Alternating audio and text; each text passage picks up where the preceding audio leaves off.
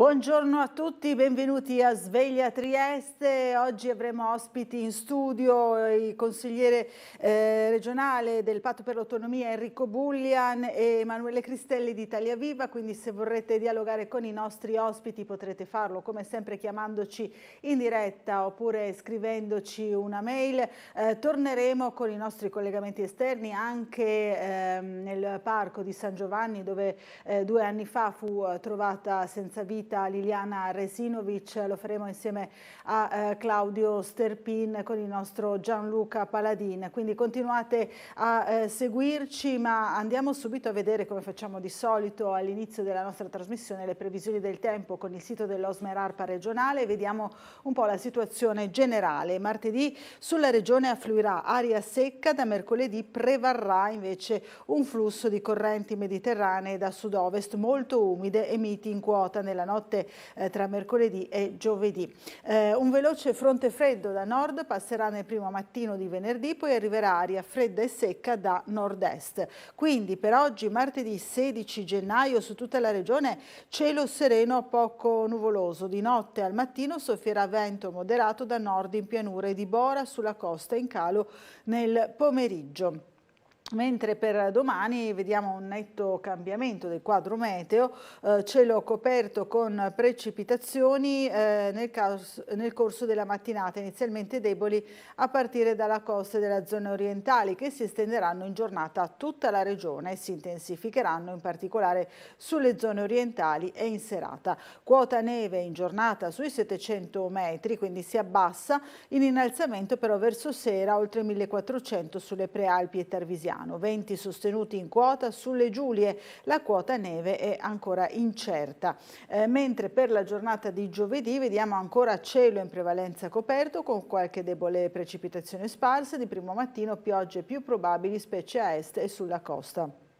Quota neve in genere oltre i 1500 metri. Questo è il quadro meteo per oggi e per i prossimi giorni. Ora andiamo invece a vedere le prime pagine dei quotidiani che sono in edicola oggi, a cominciare dal Piccolo di Trieste.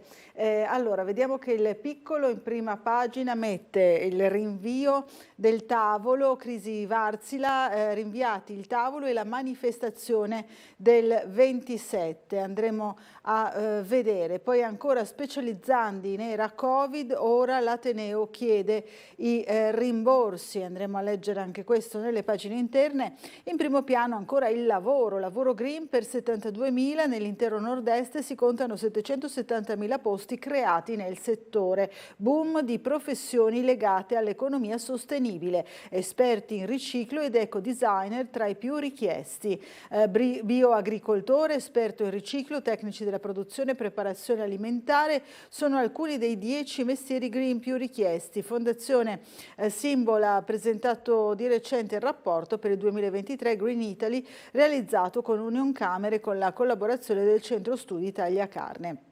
Emergenza climatica, il monito di Sachs, l'Unione Europea agisca subito. I contributi, incentivi fino a 5.000 euro per chi assume donne e under 35, ne abbiamo parlato anche noi nella giornata di ieri. Poi così come abbiamo parlato appunto per la cronaca delle commemorazioni, per le commemorazioni in risiera ammesse fino a 2.200 persone e la principale novità, insieme anche al nuove vie di fuga e ai maggiori controlli, in vista proprio dell'appuntamento di domenica 28 gennaio per la giornata della memoria, che inaugurerà appunto le nuove modalità di accesso alla risiera.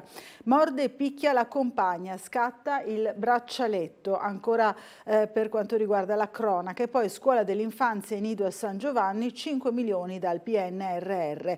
E poi in prima pagina sul Piccolo viene fatto un parallelo con due fotografie di volti giovani che noi tutti conosciamo, vittime, Cecchettin e Regeni, giovani simbolo, la tesi di laurea di Giulia e il compleanno di Giulio Regeni, che cadeva ieri. E poi qui viene analizzato il caso della ristoratrice morta, le sabbie mobili del mondo social. Sulle regionali la Lega non molla, per la politica nazionale si tratta a oltranza per le candidature. Andiamo a vedere altri giornali, altri quotidiani che sono in edicola quest'oggi. Allora cominciamo con il Corriere della Sera che si occupa naturalmente, come molti altri giornali, della questione degli ostaggi. Gaza, l'arma degli ostaggi, il video, 2 uccisi nei raid di Netanyahu, la replica falso, razzo nel Mar Rosso. Hamas costringe la prigioniera Noa a dare l'annuncio, e quindi risulta ancora viva ma ancora prigioniera. Una nave americana colpita dagli Houthi. Sono morti 2 dei 3 ostaggi mostrati ieri in video. Hamas accusa, uccisi dai raid israeliani, la replica è falso. Nave americana colpita nel Mar Rosso, arrestato in Turchia calciatore israeliano. Dietro le accuse a Israele il commento di Paolo Mieli sul Corriere della Sera. Ancora Yossi Itai e la studentessa rapita al rave sono i ritratti appunto di questi ostaggi. Un'altra guerra, quella in Ucraina, Davos, il giorno di Zelensky, un vertice per la pace, il leader di Kiev appunto arriva a Davos al forum al forum mondiale dell'economia. Giovanna, il post e le ultime ore, fu sentita dai carabinieri, la ristoratrice morta, Lodi, la figlia, massacro sui social. Moretti, un altro appello per la strage di Viareggio, la Cassazione si ricalcoli la pena, si riparla appunto della strage ferroviaria. Ancora europee e liste, i dubbi di Meloni, Salvini arruola Vannacci. L'omicidio del 14enne, fermato boss romeno, la sparatoria di Roma. Vediamo la Repubblica, l'arma degli ostaggi. Hamas diffonde un nuovo video con i cadaveri di 2 dei 3 sequestrati di cui aveva promesso di annunciare la sorte. Uccisi dai raid sulla striscia, il ministro della difesa israeliano, e tortura psicologica. Attacco terrorista a Ra'anana. Zelensky annuncia per l'Ucraina un vertice di pace in Svizzera. Poi ancora per quanto riguarda l'Eurogruppo, processo Giorgetti per il no al MES. Salvini spaventato dalle urne, la Lega rischia, Le Pen stuzzica Meloni, ora è lei che ci cerca. Questi movimenti per quanto riguarda la politica. Lollobrigida, Sardegna, Fratelli d'Italia per riequilibrare, si torna appunto sulla questione delle prossime elezioni regionali in Sardegna. Ancora vediamo le magnifiche 30 del festival, le canzoni in gara a Sanremo, si comincia a parlarne. Anche qui il caso di Lodi, gogna e suicidio, così mia madre è stata massacrata. La Stampa, fisco iniqua, la riforma Meloni, sceglie un'altra apertura invece La Stampa, l'allarme da Davos, in Italia crescono le diseguaglianze di reddito, miliardari raddoppiati dopo la pandemia. Giorgetti rilancia sul MES, riscriviamolo, l'alto là dell'Europa, Gentiloni, crescita a rischio. La riforma fiscale del governo Meloni è iniqua, dal World Economic Forum di Davos arriva una bocciatura per l'esecutivo italiano ad opera della ONG Oxfam, che ha fatto le pulci al primo anno di Meloni. Per ridurre le diseguaglianze propone una misura shock, una tassa sui grandi patrimoni sopra i 5,4 milioni di euro. Poi ancora no a candidati imposti, Salvini contro la Premier, ancora i movimenti per quanto riguarda la politica. Alta velocità a Lumaca, il capitano parla d'altro, si parla appunto dei trasporti e infrastrutture di cui appunto il ministro Salvini. Fugge dalla comunità, bambino di 9 anni travolto dal treno sulla linea maledetta. Un bambino di 9 anni di origini moldave morto e travolto da un treno a Borgo Rebel, frazione di Verolengo, in provincia di Torino. Si era allontanato nel pomeriggio. Ancora qui il caso di mamma Giovanna, il massacro dei social, e poi le 2 memorie in centropagina. Segre al binario della Shoah, mi sento ancora deportato deportata. La russa, io antifascista, sbagliato chiederlo. Quale Italia preferite? La domanda di Francesca Sforza sulla Stampa. Libero, gogna selvaggia, la tragedia della pizzaiola, le accuse della figlia della donna suicida alla Lucarelli. Hai massacrato mamma, dai negozianti ai tassisti fino alla bidella pendolare, tutti bersagli dell'influencer. La rissa virtuale con chi è disarmato, il commento di Daniele Capezzone. Il Giornale, inchiesta sulla gogna selvaggia, anche qui in primo piano, istigazione al suicidio, la figlia della ristoratrice finita nel mirino della Lucarelli e del compagno, l'avete massacrata, indagano i PM. L'irresponsabilità dei blogger, il metodo del linciaggio, le vittime condannate senza diritto alla difesa. E ancora anche qui sul Giornale, chi è vivo e chi no, l'ultimo orrore di Hamas gioca sugli ostaggi morti. Il compleanno della Premier, Meloni festeggia alla radio, un anno al governo ne vale 5. Questo è il resoconto insomma, del compleanno di Giorgia Meloni. Per le armi all'Ucraina, siamo sul Fatto Quotidiano, l'Italia spende di più di quel che dice.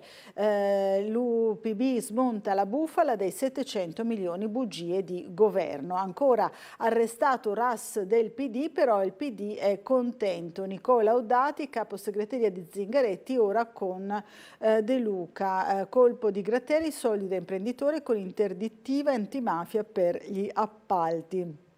Ancora vediamo sempre sul Fatto Quotidiano per disastro colposo, Viareggio, Moretti colpevole anche per la Cassazione e ancora nessuna tregua, Hamas ostaggi uccisi da Israele, Galland avanti. Vediamo ancora il Domani, MES, l'Italia tenta di far pace con l'Unione Europea, Giorgetti cerca 20 miliardi a Davos. Sulle regionali non si scioglie il nodo Sardegna, la Lega accelera sull'autonomia. Dopo la bocciatura del fondo, il governo è osservato speciale a Bruxelles che spera in un ok dopo le europee. Il ministro domani a Davos cercherà di piazzare aziende pubbliche per far cassa, ma il caos globale non aiuta. Ancora l'autonomia causerà nuovi danni, dare più poteri alle regioni allo sfascio è un errore. Questa è l'opinione di Innocenzo Cipolletta appunto sul Domani. In Iowa gli evangelici spingono Trump nel caucus che apre le primarie, freddo e avversari deboli favoriscono l'ex presidente e quindi è la vittoria appunto in Iowa di Trump. Allora torniamo sul Piccolo, ma nell'edizione di Gorizia Monfalcone per vedere che ci sono sempre i medesimi titoli di carattere generale e regionale, ma ci sono anche alcuni titoli che riguardano in modo specifico la provincia isontina. La regione promuove 9 sedi isontine per Gorizia capitale appunto della cultura 2025, cioè il prossimo anno. Morto a soli 69 anni l'avvocato Tarlao, smontò il caso del CIE di Gradisca e poi ancora indennizi sull'amianto, scontro in consiglio comunale a Monfalcone tra il sindaco Cisinte e la leader dell'opposizione Morsolin. Andremo a vedere anche questo. Allora, torniamo sul Piccolo di Trieste con le notizie in primo piano che riguardano il lavoro. Abbiamo visto in prima pagina i mestieri green, l'approfondimento che troviamo oggi sul Piccolo, dall'economia sostenibile 72.000 posti in Friuli Venezia Giulia e 777.000 nel nord-est. Quindi abbiamo visto quali sono i profili più ricercati, un'impresa su 3 ha fatto investimenti sull'ambiente, il monitoraggio appunto realizzato per questo che viene riportato in questi articoli. Poi c'è il monito di Sachs, Europa in recessione, serve un piano d'azione sull'emergenza climatica. L'economista statunitense, direttore del Centro per lo Sviluppo Sostenibile alla Columbia University, senza una strategia decisa sulla decarbonizzazione rischiamo una crisi energetica, dice. Poi ancora invece i nodi della politica. politica, la Lega non molla, si tratta a oltranza sulle candidature, Sardegna contesa. Salvini non vuole perdere l'isola e non molla su Solinas, attesa per il confronto tra leader, oggi Consiglio dei Ministri. Questo è il dibattito politico a livello nazionale. C'è anche la notizia di Schlein tentata dalle europee, malumori tra le donne Dem, le elezioni e le spine nel Partito Democratico. Ancora la russa al memoriale, la Shoah male assoluto, ma sull'antifascismo tace la visita con Liliana Segre al binario 21. Poi scoppia la polemica, una statua di Mussolini in ospedale a Napoli. Vediamo anche, sempre tornando al tema del lavoro, contratti a termine a donne e giovani, incentivi fino a 5.000 euro, i nuovi contributi per chi assume per un minimo di 12 mesi persone disoccupate da almeno 4 mesi. Allora restano i fondi destinati agli over 60, quelli per il tempo indeterminato. Queste misure sono state illustrate ieri dall'assessore Alessia Rosolen, assessore regionale con delega a lavoro e formazione, ha illustrato appunto tutte le novità per quanto riguarda l'occupazione di giovani e donne, che sono quelli che maggiormente vengono incentivati appunto da queste misure della Regione. Allora rivediamo insieme il nostro servizio. Accanto alle differenze di genere relative all'ingresso e alla permanenza nel mondo del lavoro, uno dei principali aspetti che la Regione Friuli Venezia Giulia intende affrontare è legato all'approccio con il mondo occupazionale dei giovani, argomento ben riassunto oggi durante l'analisi dell'assessore regionale al lavoro Alessia Rosolen, che partendo dal concetto di precarietà dei contratti ha dimostrato, dati alla mano, tutta una serie di conseguenze, come l'incertezza esistenziale, proprio frutto dell'incertezza lavorativa, la denatalità e la riduzione della popolazione in età attiva. Tutti anelli di un circuito vizioso che ha spinto la Regione ad allestire politiche rivolte ai giovani e che guardano molto anche agli incentivi per i tempi determinati, troppo brevi in molte occasioni. Sulle politiche attive del lavoro, da quest'anno, oltre ovviamente agli incentivi per i tempi indeterminati e le stabilizzazioni che rimangono, diamo e concentriamo particolare attenzione anche sui contratti a tempo determinato per i giovani e le donne. Questo significa garantire a loro redditi più elevati, un percorso di completamento della loro formazione all'ingresso all'interno del mercato del lavoro, e significa soprattutto contrastare quello che è un tema di flessibilità e di precarietà che ha messo in evidenza che i contratti a tempo determinato per i giovani e le donne in questa regione non superano di solito i 4 mesi. In Friuli Venezia Giulia il tasso di occupazione è del 68,5%, sopra la media nazionale. Dopo la forte crescita degli impiegati nell'industria nel 2022 si è osservata una sensibile riduzione. L'uscita da casa dei giovani è sempre più spostata in avanti. In Friuli Venezia Giulia è più rilevante il concetto qualitativo più che quantitativo sul mondo del lavoro, e gli incentivi in tal senso puntano ad ottimizzare il sistema. Sono 8 milioni di euro che come ogni anno inseriamo all'interno di un regolamento aperto ovviamente a tutte le parti datoriali sul territorio regionale, con il quale interveniamo a supporto della parte datoriale con un incentivo economico che ha valore rispetto alla figura della persona. No, fermo. Siamo sui temi del mondo del lavoro, tornando sul il piccolo di Trieste, per parlare della crisi Wärtsilä, perché ieri è arrivata la notizia che slitta al 22 gennaio l'incontro sull'accordo di programma che inizialmente era previsto per oggi.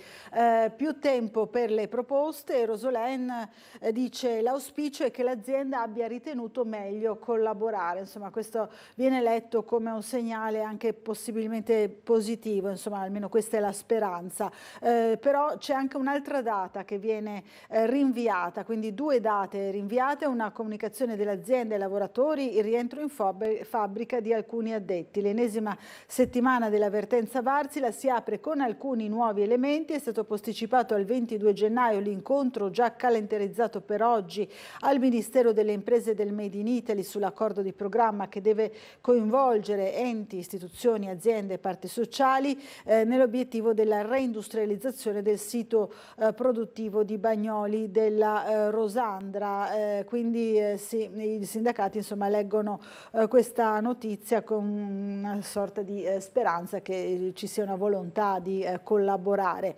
E anche la Regione appunto è dello stesso avviso con l'assessore Rosolen, ma è stata rinviata anche al 3 febbraio la manifestazione, il grande corteo che era stato promosso da CGIL, CISL e UIL con l'intento di chiamare ancora una volta il territorio a sostegno dei lavoratori. Era stato inizialmente programmato per il 27 gennaio come stabilito appunto nell'assemblea in fabbrica della settimana scorsa.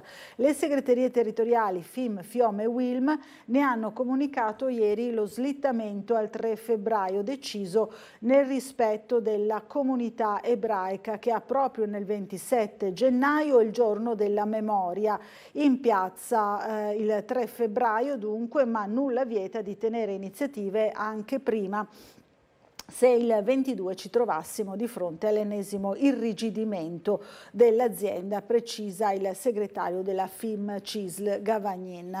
Wärtsilä dal 1 gennaio scorso, scaduto il contratto di solidarietà, proprio pieno carico, i dipendenti dopo la lettera che fermo lo stipendio li esonerava dal presentarsi al lavoro fino al 31 di gennaio. Una nuova comunicazione ne ha richiamata in servizio fino a venerdì una parte in alcuni reparti di officina. Ieri da remoto il presidente di Wärtsilä Italia, Michele Caffagna, e Roger Holm del CDA della Corporation hanno informato i lavoratori che il gruppo compatto è al lavoro per la reindustrializzazione del sito, assicurando che non ci sarà disimpegno sugli altri settori in Italia. Questo hanno scritto ieri appunto i vertici italiano e finlandese di Wärtsilä. Allora, ora ci colleghiamo invece con la sala operativa della Polizia Locale per vedere qual è la situazione del traffico in città e se ci sono particolari segnalazioni per la giornata di oggi. A chi lo chiediamo? Al telefono, buongiorno. Sì, buongiorno De Grassi al telefono. Buongiorno al commissario De Grassi. Allora, com'è la situazione questa mattina? Beh, la situazione stamattina al momento è idilliaca, non c'è poco traffico da quanto posso vedere dalle telecamere. Sì, insomma, ogni mattina è così, poi purtroppo il sogno si infrange di solito. Per quanto riguarda la notte è andata tutto bene, almeno per quanto ci riguarda, interventi solamente di routine da parte delle nostre pattuglie. Ci sono da segnalare dei lavori in Flavia Frigessi per la realizzazione di una nuova rotatoria, perciò attenzione, ripeto, Flavia Frigessi. A Servola, in via di Servola 142 ci sono dei lavori a Cegas, ci saranno delle parziali chiusure delle vie limitrofe, perciò attenzione anche a Nervione di Servola, ci sono questi lavori. E ancora lavori all'altezza di Grignano in Costiera, c'è un senso unico alternato regolato da semafori automatici. Ancora da segnalare un presidio in via delle Torri dalle 10:30 alle 13 che comunque non dovrebbe andare ad inficiare quel che riguarda il traffico almeno veicolare, e ce n'è uno anche pomeriggio in piazza Unità dalle 17 alle 19, sempre un presidio che comunque non dovrebbe, entrambi i presidi non dovrebbero sfossare in corteo d'altro, perciò non dovrebbero rappresentare un grosso problema. Ripeto, al momento non abbiamo nessun intervento in atto, i pattugli stanno iniziando, speriamo bene. Benissimo, allora la ringraziamo e le auguriamo buon lavoro e buona giornata sia a lei che ai suoi colleghi naturalmente.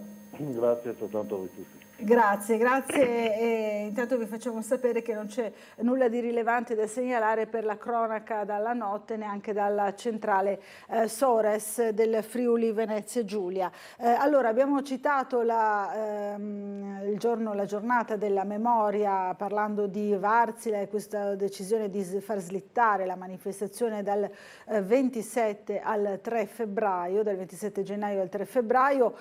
Ieri c'è stata anche la presentazione proprio delle manifestazioni previste proprio per la giornata del ricordo, ma anche il fatto che la cerimonia che si terrà, anche questa slittata di un giorno per rispetto del sabato ebraico, quindi al 28 gennaio, farà da apripista alla nuova modalità, alle nuove modalità di accesso alla risiera. Qui vediamo sul piccolo risiera cerimonie per 2200, sale la capienza per le commemorazioni con il nuovo piano per la gestione dell'emergenza.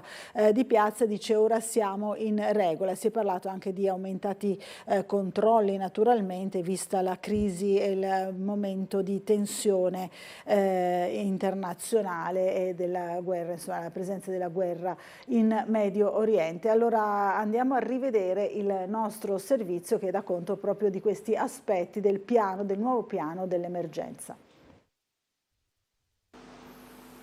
Sarà una cerimonia blindata per garantire ai partecipanti la massima sicurezza, quella in risiera per il giorno della memoria, che quest'anno si terrà domenica 28 gennaio per rispetto del sabato ebraico. La manifestazione inaugurerà le nuove modalità d'accesso al Monumento Nazionale in occasione degli appuntamenti istituzionali. Il nuovo piano di gestione delle emergenze fissa a 2200 il numero massimo di persone ammesse all'interno della risiera, che saranno suddivise in soggetti accreditati e pubblico. Quest'ultimo potrà entrare all'ingresso di via Palatucci, che sarà chiusa per creare una zona calma, fino alla capienza massima esaurita, che sarà misurata con un contapersone.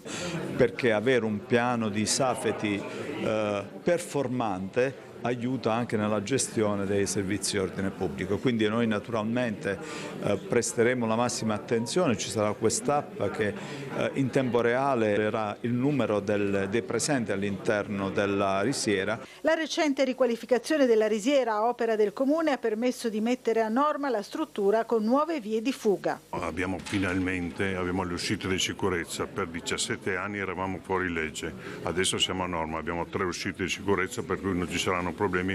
Ogni volta avevo l'ansia quando c'erano migliaia di persone che non succedesse qualcosa, adesso siamo a norma. La risiera ha avuto in questi ultimi tempi dei finanziamenti da parte del Ministero dei Beni Culturali importanti, che ha consentito tra l'altro di fare 3 vie di fuga che consentono l'uscita di 2350 persone, quindi nel piazzale abbiamo i 2200 che sono legati in un rapporto presenza-superficie, per cui siamo a posto.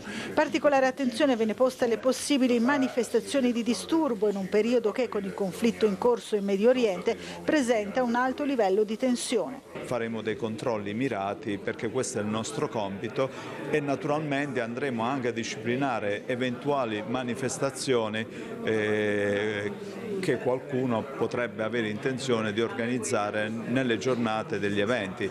Ripeto, come ho detto prima, sono giornate commemorative e quindi il ricordo va rispettato per tutti. Allora torniamo ancora sul piccolo per vedere altri approfondimenti sulla giornata della memoria. Guerra e rischio tensioni, il questore Ostuni dice monitoreremo tutto, l'abbiamo appena sentito anche nel nostro servizio, e poi focus su Auschwitz, al Biela convegno il 25. Ancora altre iniziative che ci saranno proprio oggi, qui vediamo alcune foto significative, i ricoverati all'OPP, la madre con la bimba, le pietre d'inciampo svelano altre 13 storie. Da Ponte Rosso a Roiano oggi la posa di ulteriori mattonelle d'ottone dedicate alle vittime di persecuzioni e deportazioni. Nei mesi più cupi dell'occupazione nazista a Trieste, il comprensorio di San Giovanni sembrava essere un parco al riparo dalle brutalità del nemico. Era un ospedale, un luogo in cui lenire le sofferenze psichiche dei malati, ma anche con l'aiuto di alcuni medici 2010 offrire asilo a quei disperati che cercavano scampo dalla persecuzione nazifascista. Ma il pomeriggio del 28 marzo 1944 il patto della cura andò in pezzi quando un gruppo di SS fece irruzione nei padiglioni prelevando una trentina di ricoverati ebrei.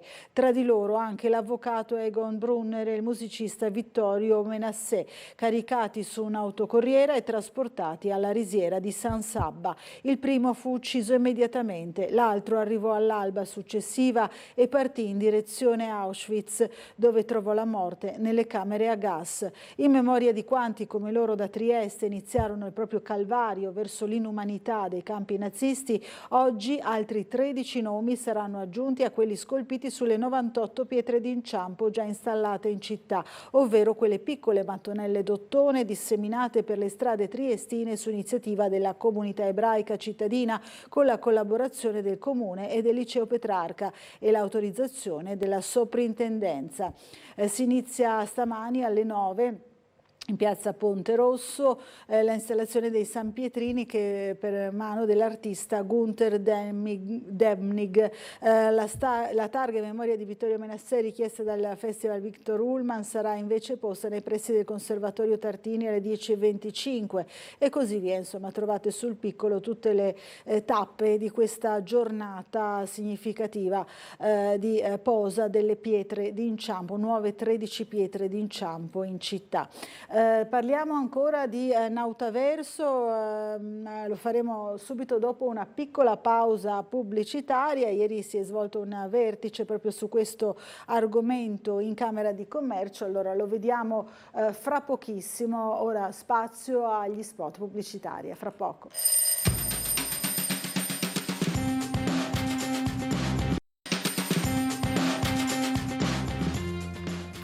Bentornati in diretta. Allora torniamo a leggere il piccolo. Vi dicevo, si parla ancora del progetto Nautaverso. Enti locali e di ricerca partecipano al comitato scientifico. Un progetto spesso modificato e mai sbocciato, scrive Giovanni Tomasin. Sul piccolo dal primo annuncio sono già passati 20 anni. 20 anni dalla fatidica giornata parigina del 2004 in cui Antonio Paoletti lanciò per la prima volta l'idea. Il Parco del Mare al suo comitato scientifico. Nella sala della Camera di Commercio Giuliana, infatti, si è riunito per la prima volta il nuovo organo del Nautaverso che include rappresentanti delle istituzioni e delle più importanti realtà scientifiche del territorio. La lista dei partecipanti mostra lo spettro delle istituzioni che saranno chiamate a dire la loro su come dovrà evolversi l'avveniristico progetto della Camera di Commercio in Sacchetta. Per le pubbliche istituzioni c'era Roberto Di Piazza, l'assessore regionale alle finanze Zilli, l'assessore regionale alle autonomie locali Roberti, l'università con il rettore di Lenarda, il direttore del Dipartimento di Scienze Mediche De Manzini, e insomma tutti il direttore del Dipartimento di Matematica Bortolussi, e insomma molto nutrita la presenza sia dell'Università di Trieste che di quella di Udine, con il professore del Dipartimento di Matematica Federico Fontana. Essendo il mare il core business dell'idea, troviamo poi il segretario generale della DSP Vittorio Torbianelli, la direttrice generale UGS Paola Del Negro, la presidente di Mare Vivo Maria Cristina Pedicchio, poi l'area marina di Miramare con Maurizio Spoto e molti altri attori appunto attorno al tavolo che vediamo fotografato qui. Commenta il presidente Paoletti: il lavoro all'interno del comitato sarà a tutti gli effetti una prova generale per collaborare assieme alla creazione di un centro capace di dare visibilità ai risultati scientifici, spiegandoli in maniera ludica e diffondendo la cultura della sostenibilità ambientale a fondamento del nostro futuro. Così dice Paoletti, anima insomma del progetto. Così gli assessori Zilli e Roberti. Dopo una gestazione così lunga, la conclusione dei lavori prevista tra 3 anni, quello che l'amministrazione regionale e i cittadini si aspettano è qualcosa di unico nel suo genere, di mai fatto prima. Sicuramente insomma tanti attendono questo progetto. Polo educativo di San Giovanni, 5 milioni PNRR per 2 cantieri. Finanzierà costruiranno un nido, una scuola dell'infanzia nell'area tra via Cave e via delle Docce, vicino alla Materna, in fase di ultimazione. L'inizio dei lavori è previsto in primavera, l'annuncio dell'assessore Lodi. Tempo di iscrizione dagli asili alle superiori, procedure tutte online. Poi ancora Dio Park sotto le rive, la notizia di ieri che abbiamo visto appunto sul giornale, le parole di Barbo e Richetti di PD e 5 Stelle, opposizioni soddisfatte, il probabile allontanarsi del parking sotto le rive e la contestuale attenzione verso soluzioni alternative nel magazzino 2A in Portovecchio sembrano aver stimolato l'immaginazione delle opposizioni mal disposte nei confronti del cantiere davanti alla Marittima. Insomma, sembra una notizia gradita. I progetti per la costa triestina senza gelosie né protagonismi. L'assessore regionale all'ambiente Fabio Scoccimarro rilancia il dibattito innescato sul giornale di ieri da Francesco Russo del Partito Democratico. Gli enti hanno concluso i rispettivi sondaggi ma sono aperti ad altre istanze migliorative. Torna a parlare appunto dei progetti per il futuro della linea di costa di Barcola, l'assessore Scoccimarro.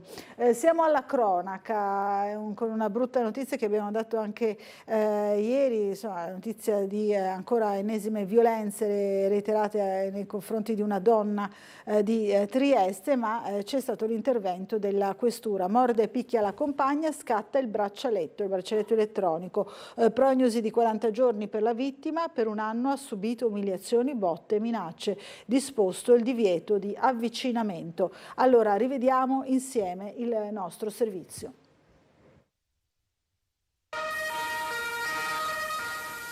Calci, pugni, morsi in faccia, umiliazioni e istigazione al suicidio. Era un incubo quotidiano, quello vissuto da una giovane donna triestina diventata il bersaglio delle violenze del proprio compagno di 28 anni. L'ultimo episodio è accaduto la notte di Capodanno, quando l'uomo, nel corso della serata di festeggiamenti in un locale del centro di Trieste, dopo aver acceso una discussione, aveva morso la donna ad uno zigomo, procurandole un vistoso ematoma. La vittima, visibilmente ferita, era tornata a casa da sola, ma nel corso della notte il compagno, una volta rincasato, l'aveva scaraventata giù dal divano, iniziando a colpirla con calci e pugni, lanciandole poi addosso di tutto, tra cui una bottiglia di vetro e un tablet. Dopo l'aggressione, la giovane si era rifugiata a casa dei genitori e il giorno dopo si era recata al pronto soccorso, facendo così scattare, oltre che le cure mediche, con una prognosi di 40 giorni, anche le operazioni di polizia. Successivamente all'apertura di un fascicolo da parte della procura, la donna è stata sentita dagli agenti del commissariato di San Sabba, facendo emergere una storia di un anno almeno di violenze.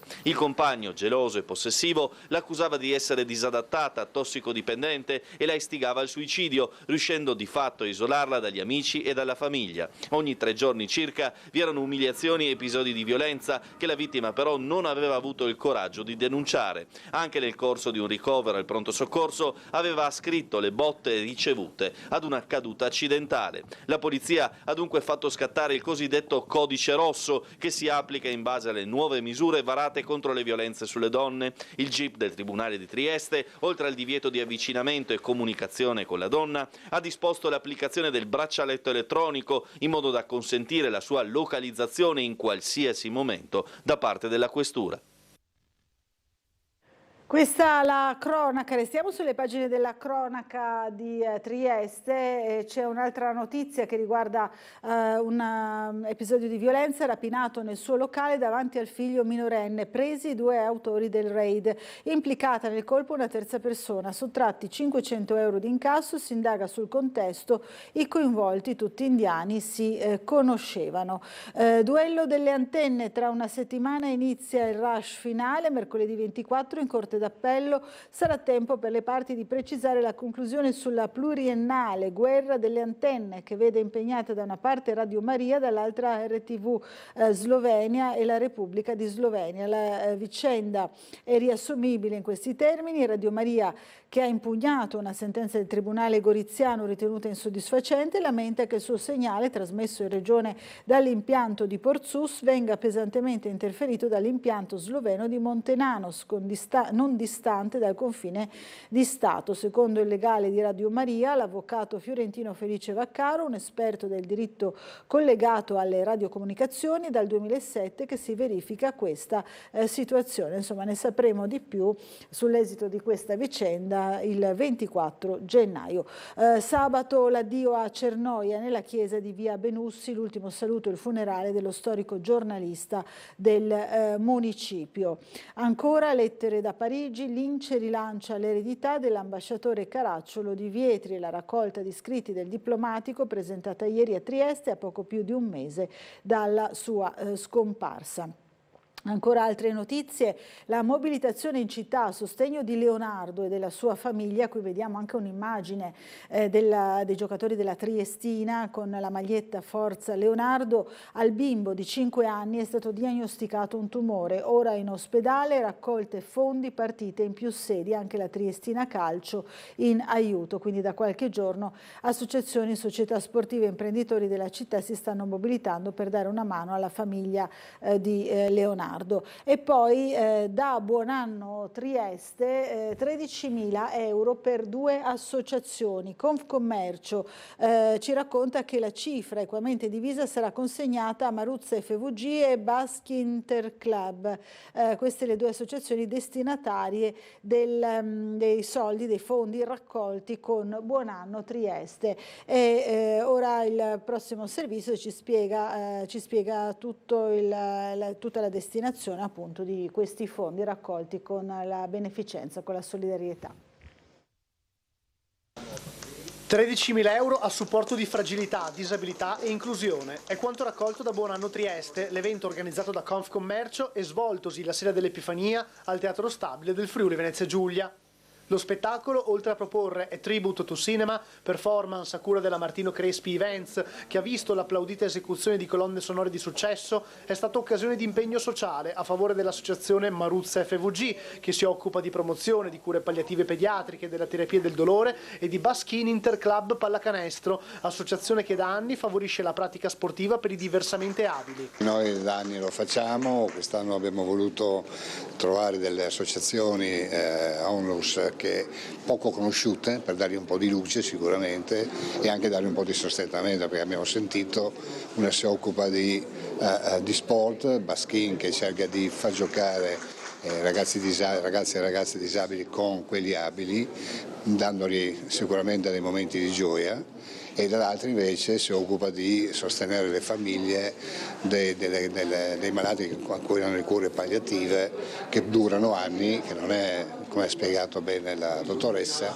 per cui temi importanti. Noi come mondo del commercio la beneficenza la facciamo così, ma facciamo tante altre forme di beneficenza durante l'anno con raccolte o donazioni, per cui è giusto che sia così. Se uno ha qualcosa in più da donare a un altro che è meno fortunato, penso che riempie di gioia chi riceve, ma soprattutto chi dà. Tra chi lavora a queste iniziative benefiche, favorendo la rete di collaborazione tra enti e associazioni, anche la Fondazione CR Trieste. Sì, è una bellissima iniziativa che la Fondazione sostiene ormai da 30 anni e che coniuga due settori specifici, quello della cultura e dello spettacolo e il sociale, appunto, come ha ricordato lei. Associazioni e realtà come la nostra, quando si mettono assieme, sicuramente danno un valore aggiunto a tutta la loro attività. Quando si lavora per monadi, ognuno separato, si fa sicuramente del bene, ma non così tanto come è possibile fare quando ci si mette insieme e si fa rete. Ci spostiamo sul piccolo dell'edizione di Gorizia e Monfalcone per parlare ancora una volta della questione amianto. In quel di Monfalcone, indennizi sull'amianto, scontro in consiglio tra Morsolin e la sindaca. La consigliera comunale, appunto Morsolin, sul decreto del ministro Giorgetti. Si danno soldi a chi è stato condannato. La replica: lei è la meno adatta a parlare di questo argomento. Insomma, c'è stato un aspro battibecco in consiglio Consiglio Comunale su questo argomento. Ci sono domande che aprono scenari e risposte che li chiudono in un lampo, ma non sempre quando avviene nel mezzo è indolore. Quando al giro di boa della prima ora di maratona consigliare, ieri l'interrogativo ha riguardato il decreto interministeriale firmato il 5 dicembre dal Ministro dell'Economia Giancarlo Giorgetti e dalla titolare del lavoro Marina Calderone, recante misure e dotazione 20 milioni per il 23 sul fondo vittime amianto, l'aria si è fatta pesante tra gli schieramenti. Istituito dal governo Prodi per aumentare gli indennizi a favore delle vedove e dei lavoratori deceduti per l'esposizione, con una rendita INAIL parallela ai risarcimenti legali, ora al budget possono accedere con tale atto, oltre alle persone, anche società pubbliche dichiarate soccombenti con sentenza esecutiva o comunque parti debitrici nei verbali di conciliazione giudiziale depositati entro il 31 dicembre 2023 o nei verbali di conciliazione sottoscritti in sede protetta aventi a oggetto risarcimento di danni patrimoniali e non patrimoniali riconosciuti in favore dei lavoratori. Per questo, al secondo question time, dall'opposizione è scattata la manina di Cristiana Morsolin della sinistra. Vorrei porre alla sindaca una domanda sul decreto firmato da Giorgetti che rifinanzia il fondo vittime amianto con 20 milioni e dà la possibilità di accedervi alle società partecipate pubbliche dichiarate soccombenti con sentenza esecutiva. Chiede Morsolin cosa si intenda fare, visto che per la prima volta si danno soldi a chi è stato già condannato per aver generato le vittime dell'amianto. La risposta di Cisin, te la devo purtroppo ricordare, che lei è forse una delle persone che meno dovrebbe in quest'Aula rilevare che chi è stato condannato oggi ha titolo per entrare come parte suscettibile di un possibile ristoro. La sindaca ha riepilogato come Morsolin, ex giunta al TRAN, nel 2015 non si fosse opposta, bensì astenuta alla delibera allora sull'accordo transattivo con Fincantieri. Insomma, c'è molto scontro su questo argomento, se ne è occupato anche il consigliere regionale Bullian, che avremo ospite in studio a partire dalle 9. I parlamentari di destra del Friuli Venezia Giulia dove erano, si domanda in un'interrogazione ripercorrendo proprio questa questione dibattuta. Allora, torniamo invece al piccolo di Trieste con le notizie invece dai comuni vicini. Chiusa la filiale della banca, ma Prosecco non si arrende. La petizione forte di oltre 500 firme non ha sortito effetti al momento con MPS e la circoscrizione chiede un incontro con il responsabile per Trieste e Gorizia. Insomma, si vuole mantenere lo sportello bancario a Prosecco. Gli avvisi dello stop sono stati affissi sulle vetrate per quanto riguarda la filiale dei Monti dei Paschi di Siena, che immagino sia l'unica banca in paese. Poi adesioni da 5.743 euro a istituti, enti e associazioni. Per quanto riguarda il comune di Muggia, posa degli scogli in corso su strada per Lazzaretto. Ne abbiamo parlato anche noi nel post TG di ieri. Sopralluogo bis del sindaco di Muggia Polidori.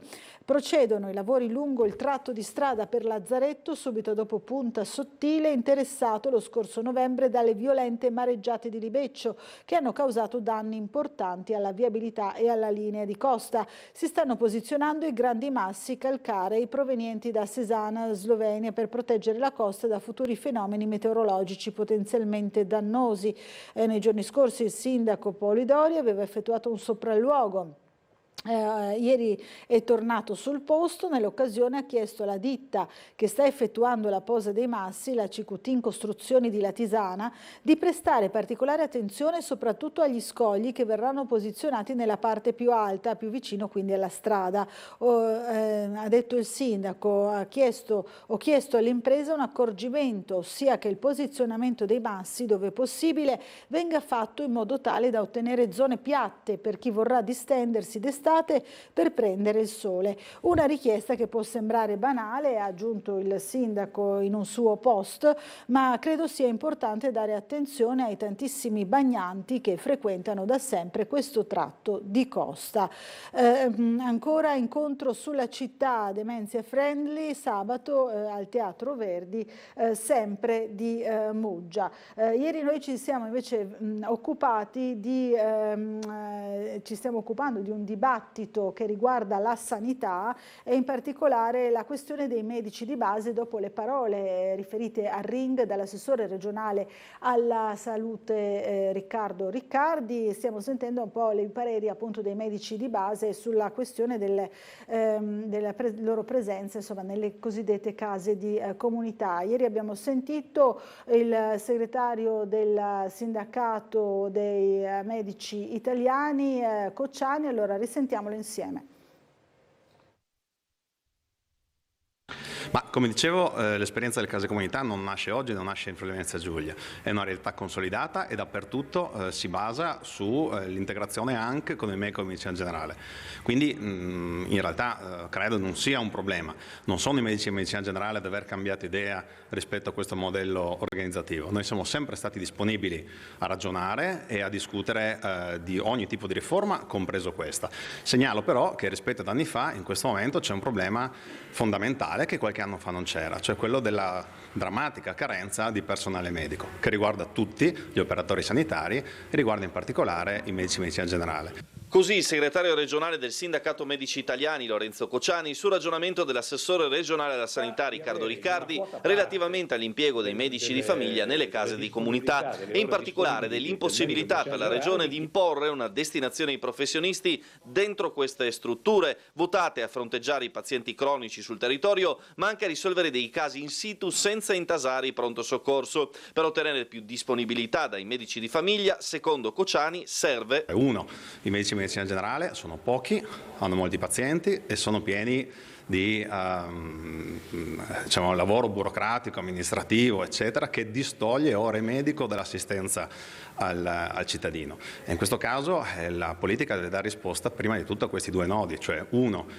riuscire a liberare il medico da una serie di attività non fondamentali per poter appunto dedicare ore ad altri modelli di presa in carico, e due, riuscire a garantire che tutti i cittadini abbiano il proprio medico di medicina generale, perché è inutile ragionare di modelli organizzativi di assistenza primaria quando migliaia di cittadini in questa regione sono privi del medico e sono di fatto fuori da questi modelli. In materia, ecco gli ultimi dati comunicati da Sugi contestualmente alla chiusura del servizio sperimentale di assistenza primaria, quella struttura nata per mantenere una continuità con le squadre USCA relativamente al post-emergenza Covid, che garantirà proprio maggiori fondi all'assistenza primaria. I medici di medicina generale in servizio nell'area triestina sono 113 con 1461 posti liberi tra i professionisti. Il 29 gennaio entreranno in servizio 2 nuovi professionisti a tempo indeterminato, mentre entro aprile apriranno l'ambulatorio in pianta stabile altri 5 medici di base. Questo è dunque il dibattito in corso che continueremo naturalmente anche nel corso dei prossimi telegiornali. Allora, volevo leggervi qualche mail che è arrivata al nostro indirizzo. C'è Maurizio che ci scrive: il tema del giorno sembra concentrarsi rispetto attorno alla ristoratrice trovata morta Giovanna Pedretti, nonché titolare della pizzeria Le Vignole di Sant'Angelo Lodigiano, e trovata morta, si diceva, tra le acque del fiume Lambro. Con lei la Pedretti malamente perita che difendeva i più sfortunati perché mutilati anche diversi e che per il motivo unico della loro diversità sessuale venivano e sono oggetto di discriminazione, venendo anche appunto dolente che è voler criticare giornalisticamente questa donna, insomma particolarmente sensibile su questo tema che magari andremo a vedere fra poco anche sui giornali. Poi Giorgio Marchesi ci fa sapere che sabato 20 gennaio nella Sala Maggiore di via Fabio Severo dalle 10:30 ci sarà l'assemblea un'assemblea pubblica per far conoscere ai cittadini, scrive di Trieste, quali sono i loro diritti, e sul tema del TLT seguirà un dibattito. Pier Paolo invece chiede: a quando le pietre d'inciampo in memoria degli italiani trucidati dall'odio comunista titino? Chiede Piero. Le pietre d'inciampo sono una iniziativa dedicata alle vittime della Shoah, ma c'è anche il giorno del ricordo, insomma ci sono anche altre iniziative per ricordare le vittime di cui parlava lei, Piero. Poi ancora: buongiorno Sveglia Trieste, invece ci scrive Nevio, vi invio la foto di come è ridotto il marciapiede di via di Servola, che da angolo via Pitacco va fino alla chiesa di Servola. Inoltre i paletti sono ruggine e all'inizio di via Pitacco, via di Servola, il guardrail manca un pezzo. Allora vediamo se riusciamo a far vedere anche la foto che ci invia Nevio, eccola qui, delle condizioni in cui è ridotto il marciapiede di cui ci parlava nella sua segnalazione in via di Servola. Allora magari in una delle nostre incursioni esterne andremo a vedere anche lo stato di questi marciapiedi. Oggi vi ricordo invece che il nostro Gianluca Paladin si recherà nel Parco di San Giovanni per ripercorrere un pochino la vicenda che ormai dura, il mistero che dura ormai da 2 anni del ritrovamento appunto del corpo senza vita di Liliana Resinovic. Lo farà con l'amico Claudio Sterpin, l'amico appunto di Liliana. Poi vedremo anche di seguire in qualche modo la posa di alcune delle pietre di inciampo di cui vi parlavamo leggendo la rassegna stampa di oggi. Allora torniamo ancora sui giornali, un breve approfondimento sulla questione che ci chiedeva proprio il signor Maurizio. Giovanna fu sentita su post e insulti, qui siamo sul Corriere della Sera, si indaga per istigazione al suicidio. Lodi, l'ultima notte della ristoratrice, la vergogna e la discussione con il marito, chieste verifiche a Google. L'audizione in caserma e la difesa, la cena col marito Nello e la discussione, l'uscita di casa sulla Fiat Panda, il primo tentativo di togliersi la vita sul sedile lato guidatore con una lametta, la discesa del Lambro per lasciarsi morire camminando incontro al fiume, qui dove tra tubi di cantiere, fusti di benzina e sacchi colmi di resti di cibo e bottiglie, una discarica abusiva separa la strada sterrata dal declivio infangato verso le acque. Dalla mattina di sabato alle 4 della notte di domenica, il decesso è da datare a prima dell'alba, le ultime ore della 59enne Giovanna Pedretti, titolare della pizzeria del paese di 13.000 abitanti, passata dalla pubblica gloria su internet agli insulti, aveva replicato con umanità e decisione a un cliente che in una recensione online si era detto offeso di aver avuto vicino di tavolo gay e disabili. Successive ricostruzioni avevano sentenziato che quella recensione l'avesse scritta lei stessa per farsi pubblicità. Giovanna era molto seguita dal medico di base, ma senza l'ulteriore coinvolgimento di psicologi o psichiatri per disturbi di natura nervosa legati al suicidio 10 anni fa dell'adorato fratello, esclusi dati documentali critici relativi allo stato economico della pizzeria, il che nell'ovvia coltivazione del dubbio degli inquirenti non impedisce l'esame di eventuali anomale uscite di denaro nella vita privata, ma le ultime ore vengono ripercorse in tutti un po' gli articoli che troviamo oggi sui quotidiani in edicola. Allora dobbiamo fermarci per una breve pausa pubblicitaria, subito dopo saremo in compagnia di Emanuele Cristelli di Italia Viva, fra pochissimo.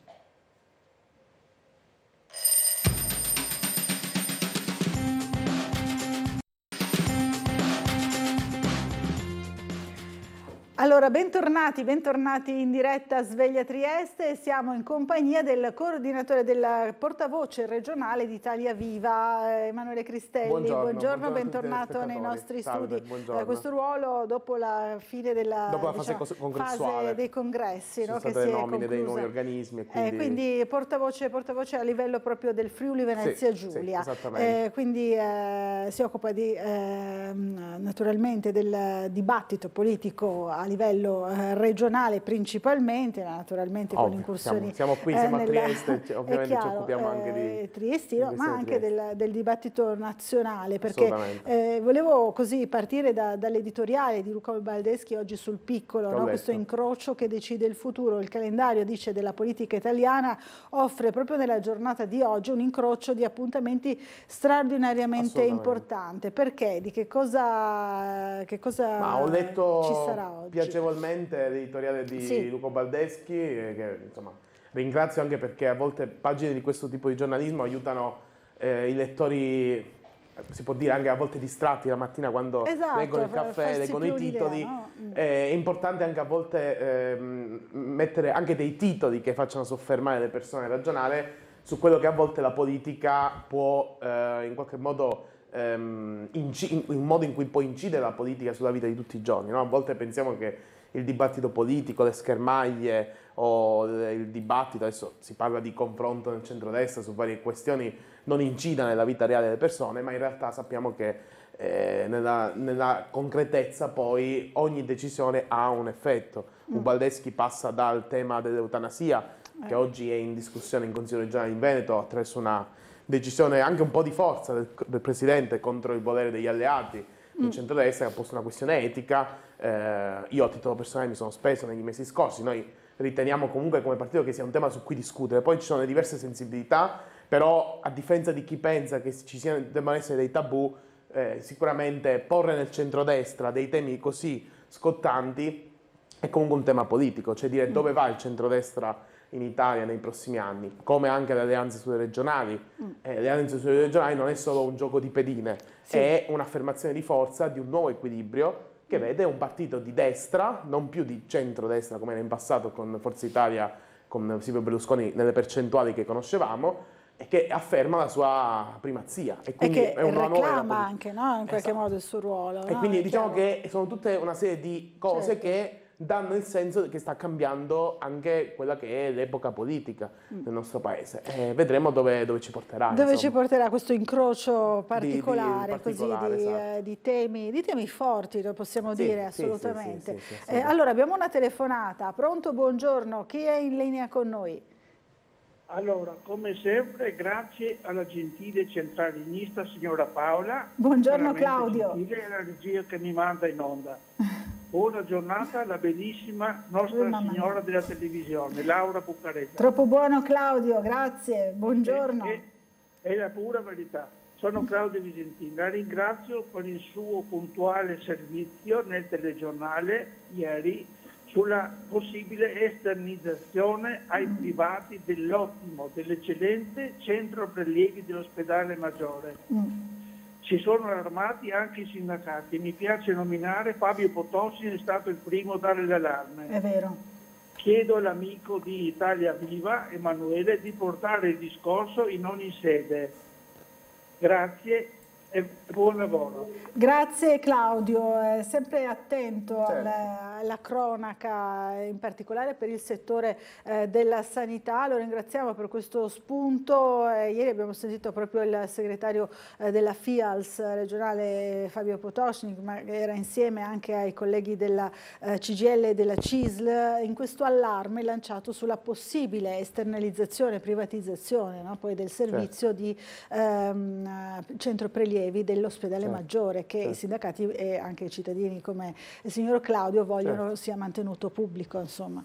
Ma allora, sul tema sanità io credo che noi ci mettiamo tutti, politici, giornalisti, così, sindacalisti, cioè, mettiamo tutto il sistema dell'opinione pubblica e politico, in qualche modo guardiamo sempre un po' col microscopio, no? Le questioni della sanità. Oggi chiude il punto nascita a San Vito, piuttosto che viene esternalizzato il centro prelievi a Trieste, poi viene spostato un altro centro polifunzionale da un'altra parte e chiaramente, ed è anche legittimo che le singole comunità o in qualche modo portatori di interesse locali si attivino su una determinata questione. Quello che manca, e purtroppo questa è una responsabilità che è in capo alla giunta regionale, manca una visione d'insieme. Qualche giorno fa la nostra Presidente regionale è intervenuta con una lettera al Messaggero Veneto per dire basta al derby sulla salute, nel senso che oggi la Giunta Federica dice, e in qualche modo attua le cose che venivano dette nella riforma tedesca, cioè razionalizzazione, revisione del ruolo degli ospedali sul territorio, medicina di prossimità, telemedicina, tutte le cose che da tempo diciamo che sono fondamentali per fare cosa? Andare incontro alla nostra società regionale, che è una società che invecchia, è una società quindi sempre più anziana, che deve puntare alla deospedalizzazione delle questioni.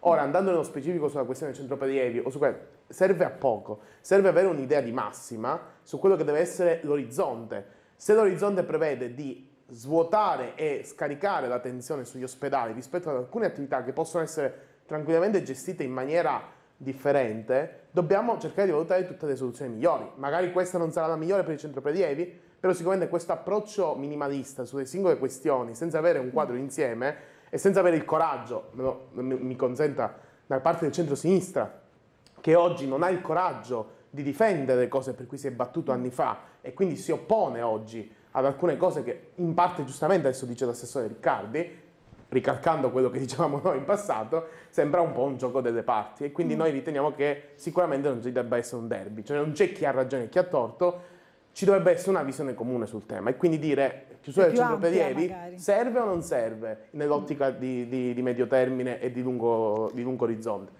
Secondo me ci vuole un ragionamento di questo tipo. Sui temi della salute e della sanità intervengono molto i nostri telespettatori, perché abbiamo anche così, stiamo favorendo una sorta di dibattito dopo le parole appunto dell'assessore Riccardi sui medici di medicina generale. Abbiamo sentito alcuni esponenti proprio del sindacato dei medici di medicina generale. Ci scrive anche Carla dicendo: ho ascoltato con piacere il medico, appunto mi chiedo, che abbiamo risentito prima nel servizio, mi chiedo cosa c'entrano i poveri cittadini, i pazienti nel vero senso della parola, che devono vagare alla ricerca tra un'assistenza e l'altra. Io pure, non essendo andata molte volte al pronto soccorso, il personale, lo stesso servizio da sempre ha offerto personale altamente specializzato, senza ferie perché fanno il doppio delle ore, ma chi difende il cittadino, quale sindacato in tutto questo marasma, dice insomma Carla. Noi siamo una regione che mediamente, in maniera chiaramente ovviamente proporzionata, spende più di altre, spende male le risorse, ha un'organizzazione che a detta degli operatori sanitari non soddisfa quelle che sono le esigenze, non ha un approccio anche, si può dire, in qualche modo meritocratico internamente. C'è una struttura che in qualche modo non ha ancora, si è aperta alla sfida della modernità, della contemporaneità, a cui invece alcune regioni che oggi invece eccellono a fronte di minori risorse che investono nella sanità. Diciamo che questo per noi è sempre figlio di un percorso che non è mai stato completato, che adesso si inizia a intravedere nella sua realizzazione, che è quella di andare verso una sanità che si occupa delle questioni sempre più, diciamo, pregnanti e cerca di curare le cronicità a monte. Cioè una società che non previene e che cerca sempre di salvare le questioni a valle non troverà mai soluzione. Quindi dal nostro punto di vista questa soluzione, in merito ai medici di base, c'è un tema atavico che riguarda tutto il paese. Cioè, ci sono pochi medici di base. Sono molto pochi. Il ruolo dei medici di base oggi è in discussione e quindi qui ci vuole una riflessione della politica. Numero chiuso sì o no? Ampliamento del tipo di assistenza territoriale attraverso gli ospedali di comunità? Sì, no, come? Anche questo è un tema. Quindi diciamo che il tema è sempre in capo alla politica e la politica spesso decide di non decidere perché i medici di base, si può dire, alcuni magari sentono la possibilità di concorrenza, perché in qualche modo, seppur si parla di salute pubblica, è pur sempre un mercato. C'è anche questo aspetto. C'è anche questo aspetto. Però è vero pure che ci sono, mi pare, avevo letto anni fa, quasi 150.000, 120.000 cittadini della nostra regione che brancolano nel buio quando si tratta di scegliere un medico di base. Infatti, saltano di palo in frasca perché poi va in pensione il singolo, poi va in pensione l'altro si trasferisce di regione. 100.000 cittadini che hanno un tema di assistenza di base da parte di un medico è un tema politico. Ce ne sono anche tanti tra i nostri telespettatori. Allora sentiamo subito la telefonata. Buongiorno, chi è in linea con noi? È caduta la linea. Allora dicevo appunto c'è anche più di qualche telespettatore di Tele4 che ci riferisce spesso insomma di questa difficoltà, no? A trovare il medico di base. Io ho avuto difficoltà, mi è stato comunicato 2 settimane prima che il mio medico di base andava in pensione. Penso che da parte del sistema sanitario sarebbe congruo darmi un anticipo quantomeno, diciamo, non dico di 2 mesi, ma almeno un mese, dai, almeno un mese mi sembra legittimo, no? Allora, fra l'altro c'è anche la notizia oggi, non abbiamo fatto in tempo ad approfondirla prima, della questione degli specializzandi. Prima si parlava di formazione, no? Di medici di base, ma non soltanto, perché c'è una carenza di medici in realtà, no? A livello generale. Specializzandi assunti in era Covid, l'università chiede loro i rimborsi. Il contratto stipulato da Sugi nel 21 non prevedeva il cumulo dei compensi. Oggi alcuni medici sono chiamati a restituire varie mensilità della borsa di studio. Sembra un paradosso, insomma, speriamo che si possa uscire da questa situazione. Ammetto di non aver approfondito l'argomento, oggi non ho letto però magari il pezzo di Balico. Staremo a naso mi sembrerebbe un obbrobrio giuridico, ecco, che crea un conflitto tra le norme. Sì, spero che insomma si venga a sanare. Il rettore risponde: non abbiamo fatto altro che applicare la legge, appunto, pena una responsabilità di tipo erariale, esatto, no? Quindi a sollevare il caso però la consigliera Liguori, che parla di trattamento inaccettabile, consigliera regionale. Insomma, vedremo come andrà a finire, come si risolverà, insomma, questa questione. Cercheremo di approfondire sicuramente. Allora, ci sono anche interventi da parte dei nostri telespettatori, ci segnalavano prima dei marciapiedi in cattive condizioni, ma scorrendo invece in quel di Servola, magari avevo detto al nostro telespettatore Nevio che andremo anche a vedere questo. Ricordo ai nostri telespettatori che torneremo nel Parco di San Giovanni per ripercorrere un pochino anche la vicenda di Liliana Resinovic. Sono passati 2 anni, ancora il giallo rimane tale, quindi torneremo anche su questo, ma volevo andare ancora una volta sul giornale, sul piccolo, per parlare ancora una volta della questione della Varsila, no? Adesso slittano 2 appuntamenti importanti, uno era previsto per oggi, l'altro per il 27, sono stati entrambi spostati, uno da parte dell'azienda che però speriamo insomma voglia in qualche modo collaborare alla creazione di un piano industriale e di una reindustrializzazione in qualche modo, e dall'altro lato anche la manifestazione che però era prevista per il 27, giorno della memoria, che quest'anno a sua volta slitta per rispetto del sabato ebraico al 28, e quindi ci sarà questo corteo, questo nuovo corteo che speriamo coinvolga un po' tutti i cittadini, come è stato il primo, per il 3 febbraio è stato organizzato, insomma una vicenda che si sperava finisse in maniera migliore almeno. Speravo finisse in un modo migliore, ahimè vediamo anche come purtroppo accade, anche sono situazioni ovviamente diverse, però su Ilva con ad esempio ArcelorMittal, eccetera. Ahimè, è questa un po', non la regola, perché sarebbe sbagliato definire la regola, però è il modo di comportarsi di alcuni attori multinazionali che si lavorano in questo modo. Sicuramente da parte di Varsila bisogna dire c'è stato un atteggiamento, secondo me, doppiamente scorretto a fronte di una disponibilità mostrata innanzitutto da subito, per poi insomma venir meno più volte alle reciproche promesse. Bisogna anche dire che ci sono state alcune ipotesi che poi sono sfumate, portate avanti dalla politica, ci sta, fa parte dell'iter di, in qualche modo, che fa parte della ricerca di una soluzione. Sul tema noi chiaramente siamo a favore di un accordo che porti alla reindustrializzazione. Diciamo che il discorso anche di qui è sempre un po' più ampio. Che futuro vediamo per lo sviluppo industriale della città? È chiaro che i triestini sono affezionati all'idea dei grandi motori, no? È ovvio. Ma possiamo pensare a una piano, a volte i sindacati parlano di piani industriali, no?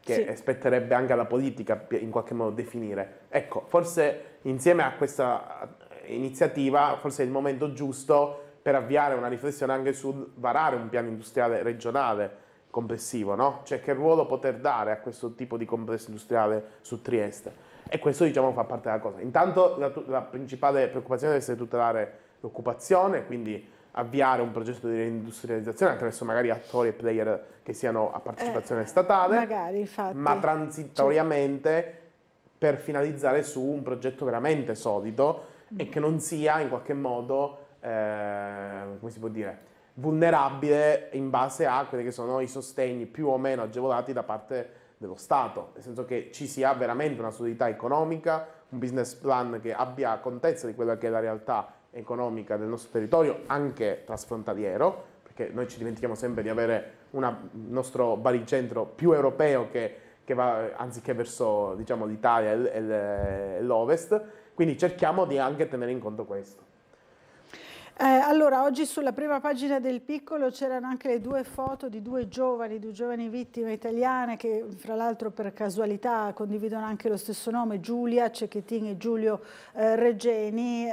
Si parla della tesi di Giulia analizzata dalla professoressa con la quale avrebbe dovuto discuterla, no? La tesi di Giulia è di ottimo livello, le avrei assegnato il massimo dei voti, dice la professoressa Silvia Todros, che la ragazza aveva scelto proprio come relatrice e aveva ricevuto il testo proprio poche ore prima della tragedia, no? Sappiamo che c'era anche la questione della tesi alla base poi di questo efferato omicidio. E poi una colomba gialla invece per ricordare Regeni, Giulio Regeni, l'appello di Mezzola, l'Unione Europea vuole verità, insomma si chiede ancora verità sulla fine di questo ragazzo, il ricercatore di Fiumicello, che ieri avrebbe compiuto 36 anni, invece è morto ormai parecchio tempo fa, 8 anni, no? 8 anni fa. Queste due vicende che coinvolgono due giovani ragazzi universitari o comunque ricercatori, quindi danno uno spaccato, davvero, si potrebbe dire, di alcune, perché non bisogna neanche generalizzare, però di alcune delle tipologie dei giovani che oggi vivono nel nostro paese. Giovani che sono costretti ad andare all'estero o comunque vogliono andare all'estero per ampliare i propri orizzonti, cercano di dare il massimo per poter migliorare anche il territorio in cui temporaneamente vivono, studiano, si formano, eccetera, eccetera, e si ritrovano poi dopo a vivere una tragedia come quella di Giulio Regeni, che oggi ancora ne vediamo un po' le conseguenze. Giulia invece è figlia di una generazione di ragazzi che vive in qualche modo un problema, un rapporto con l'emotività, con le emozioni. Non tanto Giulia quanto complessivamente la sua generazione, la mia generazione, quella un po' più giovane di me, che ha difficoltà a intravedere e individuare quali sono i comportamenti che dovrebbero accendere un campanello d'allarme.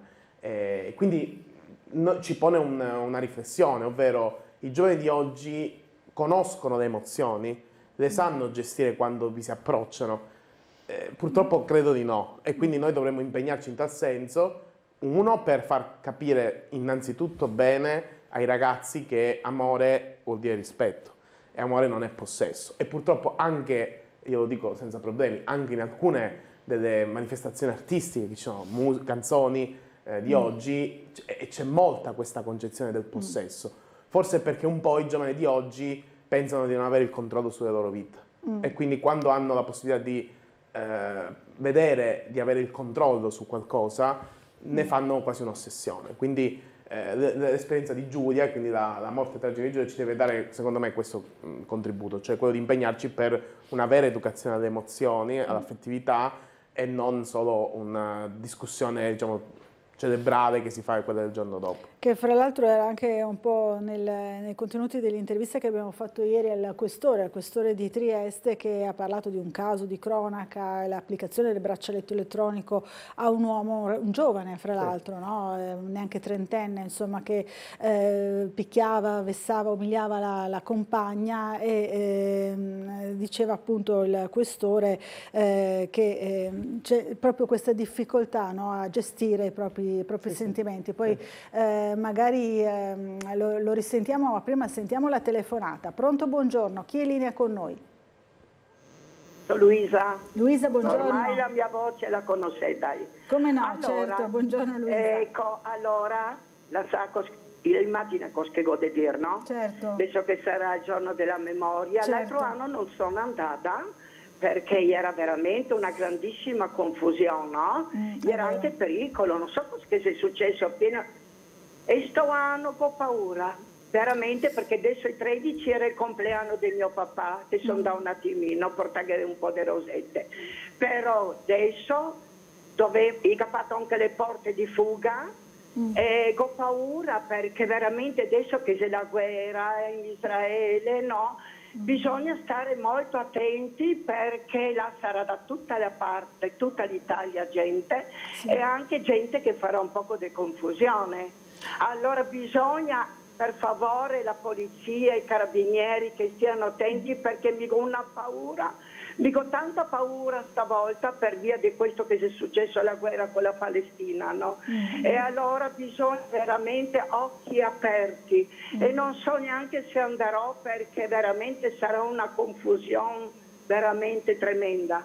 Ecco, questo volevo dire. La ringrazio e buona giornata a tutti. Ciao Luisa, ciao. grazie, buona giornata. Ieri abbiamo seguito proprio la conferenza stampa di presentazione delle nuove modalità e del nuovo piano per la gestione dell'emergenza, quindi mi sentirei comunque, insomma, ovviamente la signora Luisa ha una particolare sensibilità, conosciamo la sua storia, no? La storia di suo papà, eccetera, quindi le siamo vicini su questo, però mi sentirei di dirle, insomma, anche di affidarsi, di stare tranquilla, perché comunque il piano d'emergenza è ben strutturato. Quest'anno ci sono nuove eventuali vie di fuga, c'è il contapersone per far accedere al massimo 2200 persone, che quindi sono un numero notevole, però sono state create anche delle aree di calma, per così dire, insomma, per gestire eventuali situazioni, per anche aumentare i controlli proprio per la situazione che ci raccontava la signora Luisa, no? Perché con la guerra in corso, con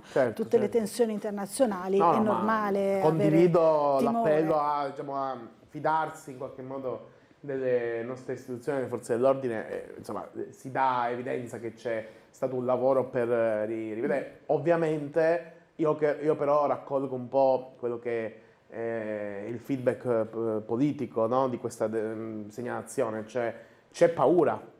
C'è paura perché chiaramente questa situazione di conflitto in Medio Oriente, in Palestina e in Israele rianima una paura rispetto a quello che può essere l'attività terroristica, quindi eventuali manifestazioni, anche non necessariamente poi violentissime, però che in qualche modo destano chiaramente il panico, il caos, quindi è sicuramente una sensazione da raccogliere. Ecco, questo allora, andiamo ora nel parco dell'ex ospedale psichiatrico di San Giovanni con il nostro Gianluca Paladin, che la si trova proprio per ripercorrere la vicenda che ci tiene un po' con il fiato sospeso da ben 2 anni. Allora, buongiorno Gianluca, a te la linea. Buongiorno Laura, a te e il tuo ospite. Innanzitutto questa è anche un po' una prova, no, del collegamento per vedere se la linea regge, siamo dentro il bosco. Mi pare di capire che mi sentite bene, la mia voce vi arriva, quindi questa è un'ottima notizia. Siamo tornati sul luogo del ritrovamento del cadavere di Liliana Resinovic, attendiamo Claudio Sterpin che a breve ci raggiungerà. Proprio lui ha contattato Tele4 per voler un attimo specificare alcune questioni, lo abbiamo già fatto in questi giorni, ma ha piacere di rilasciare un'altra intervista proprio per fare chiarezza su alcuni aspetti. Alle mie spalle, come potete vedere dalle immagini di Elisabetta Gessi, siamo nella zona delimitata dove il corpo è stato visitato prima di essere spostato. È qui che le persone ogni tanto portano anche qualche ricordo, che può essere un fiore, come fa per esempio Claudio Sterpin, o altri oggetti, bigliettini, nastri, che poi rimangono qui. Andiamo avanti, seguimi, andiamo avanti in modo tale da far vedere, stando anche attenti, perché qua dovete capire che la boscaglia cresce, poi viene anche potata, però è pieno di spine e di rovi. Qui per esempio ormai forse da un po' che qualcuno non porta niente, ci sono ancora dei nastri, ci sono ancora i rimasugli di qualche mazzo di fiore che è stato portato da Sterpin, ma anche da altre persone, conoscenti, amici, quindi insomma forse dal marito stesso. Quindi abbiamo conosciuto anche questo aspetto, no? Il ricordo di Liliana attraverso insomma, dei piccoli pellegrinaggi in una zona che è diventata un vero e proprio punto di riferimento, perché insomma sappiamo che anche durante l'anniversario del ritrovamento c'è stato un ritrovo qui, noi eravamo in diretta, quindi insomma sempre presenti sul posto. Attendiamo di capire cosa succederà dopo la riesumazione del corpo, dopo il 26 di gennaio, è quello il momento che ci attende proprio per capire cosa si può trovare oltre a quello che già sappiamo come elementi utili, come indizi, perché le nuove perizie sul corpo potranno forse dare delle risposte, diversi punti da chiarire, dall'ipotesi di un congelamento, di una conservazione del corpo di Liliana prima di essere portato qui, alla spiegazione di tutti quei segni sul volto che così evidenti sono e che molti dicono, tra cui anche l'avvocato Nicodemo Gentile che segue il fratello della donna scomparsa, dicono è come se Liliana fosse stata presa a pugni, quindi insomma delle evidenze particolari che non hanno convinto di fatto, come sappiamo, il giudice per le indagini preliminari a concedere l'archiviazione per suicidio come chiesto dalla procura, ma ha disposto ulteriori indagini. Questo è un messaggio importante, perché vuol dire che bisogna rifare i test, bisogna farli in maniera più approfondita, bisogna assolutamente vederci chiaro. Io vi restituisco la linea, ci ricollegheremo più tardi con Claudio Sterpin. A voi. Grazie Gianluca Paladini e Elisabetta Gessi. Noi ci fermiamo per una piccola pausa pubblicitaria, ci rivediamo subito dopo ancora in compagnia di Emanuele Cristelli.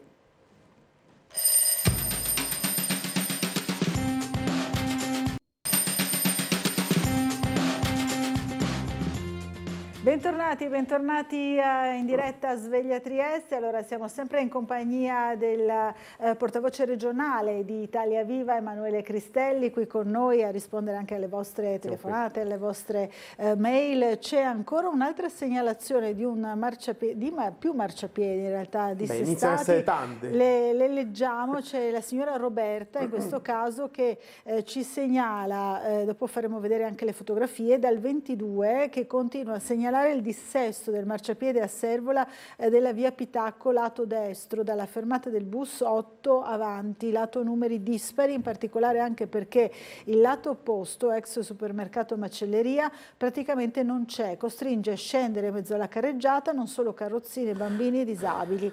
Potete segnalare a chi di dovere, grazie, quindi ci manda anche delle fotografie abbastanza significative proprio dell'invasione delle erbacce, insomma del marciapiede. Non c'è solo questa fotografia, poi magari ne facciamo vedere anche altre, però c'è anche questa segnalazione, insomma non mancano mai, no, le segnalazioni di questo tipo a Sveglia Trieste. Ecco, ne un'altra di foto, quindi il marciapiede dissestato, invaso dall'erba, dalle erbacce. Segnaliamo, giriamo questa segnalazione a chi di dovere. È sempre però difficile, immagino, no? Gestire un po' tutta la rete di marciapiedi. Sicuramente è difficile, non bisogna sicuramente dire che da questo si desume una difficoltà dell'amministrazione comunale, anche perché ci pensano gli assessori in carica a mettere in luce delle difficoltà. Adesso prendo questo tema che parla di problemi cittadini dell'amministrazione per dire che forse c'è a monte un problema di anche coordinamento e dialogo all'interno della giunta. Io 2 giorni fa ho letto, un po' stupito anche, l'intervista a tutto campo dell'assessore Giorgio Rossi, che parlava apertamente di scaricare tutto sul sindaco rispetto alla gestione famosa di concerti, partite per quanto riguarda il nostro stadio. Che è ancora un nodo non risolto. Che è un nodo non risolto, non si capisce bene come e perché l'attuale assessore Rossi abbia preso degli impegni rispetto a concerti eccetera senza coordinarli, a quanto pare, non lo sappiamo perché non ce lo dicono, con la Triestina, che piaccia o meno in qualche modo è ospite di quello stadio da sempre e deve gestire anche una fase che è quella poi di tutte le scadenze sportive importanti che si troverà a affrontare. E che oltre, insomma, al di là del scivolone ultimo con l'Albino Leffe, insomma, tutto sommato è in corsa. Sì, no? Sì. Potrebbe quindi aver bisogno di molti mesi dello stadio, quindi non si capisce bene questa vicenda come finirà. visto che l'attuale assessore ha scaricato tutto su Di Piazza di fatto. Quindi un assessore che scarica sul sindaco questioni che in qualche modo dovrebbero essere collegialmente decise e in qualche modo individuate. Ma la cosa interessante che ho rilevato è che in maniera quasi anche, mi permetto di dire, ingenua, lo dico tra di noi, visto che siamo fra di noi, cioè, ha detto che lui è contrario all'Ovovia. Sì, questo lo ha detto più volte anche noi, cioè contrario a un tratto dell'Ovovia, in particolare quella... Allora, un discorso è essere contrario a un tratto Vecchio, e quindi proporre una modifica, ma Domenica ha proprio detto io sono storicamente contrario all'opera. All'opera, sì. Quindi annoveriamo all'interno dei comitati del nuovo Via Giorgio Rossi, quindi dovremmo chiedere ai promotori del comitato del nuovo Via di dare una tessera a honorem anche a Giorgio Rossi.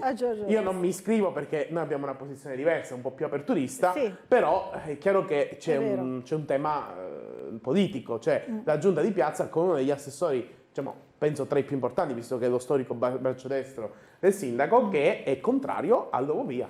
Penso sia un tema politico che debba affrontare anche in giunta, anche in consiglio comunale. Quindi invito anche l'opposizione che è presente in consiglio comunale a porre la questione e dire chi è che detta la linea in giunta, Rossi o Di Piazza, visto che poi anche, vediamo anche dei rallentamenti sulla cabinovia, dei problemi, e quindi cerchiamo di approfondire. Queste difficoltà all'interno della giunta erano state anche così individuate da Francesco Per non Russo, parlare delle frecciatine implicite e indirette che si mandano all'assessore Lodi e Giorgio Rossi ormai da mesi.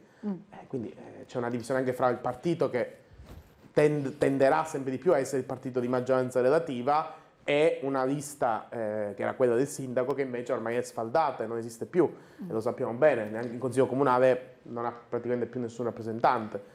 Anche secondo lei, usando le parole di Francesco Russo appunto in consiglio comunale, questa giunta potrebbe cadere? Potrebbe cadere prima del tempo? Francesco Russo si sbilancia, si sbilancia un po'. Proprietà, prendo in giro un po' delle capacità profiziatorie, no, ma io non credo che cada, però io credo che non governi, che forse è anche peggio, forse sarebbe meglio che cada invece che non governa.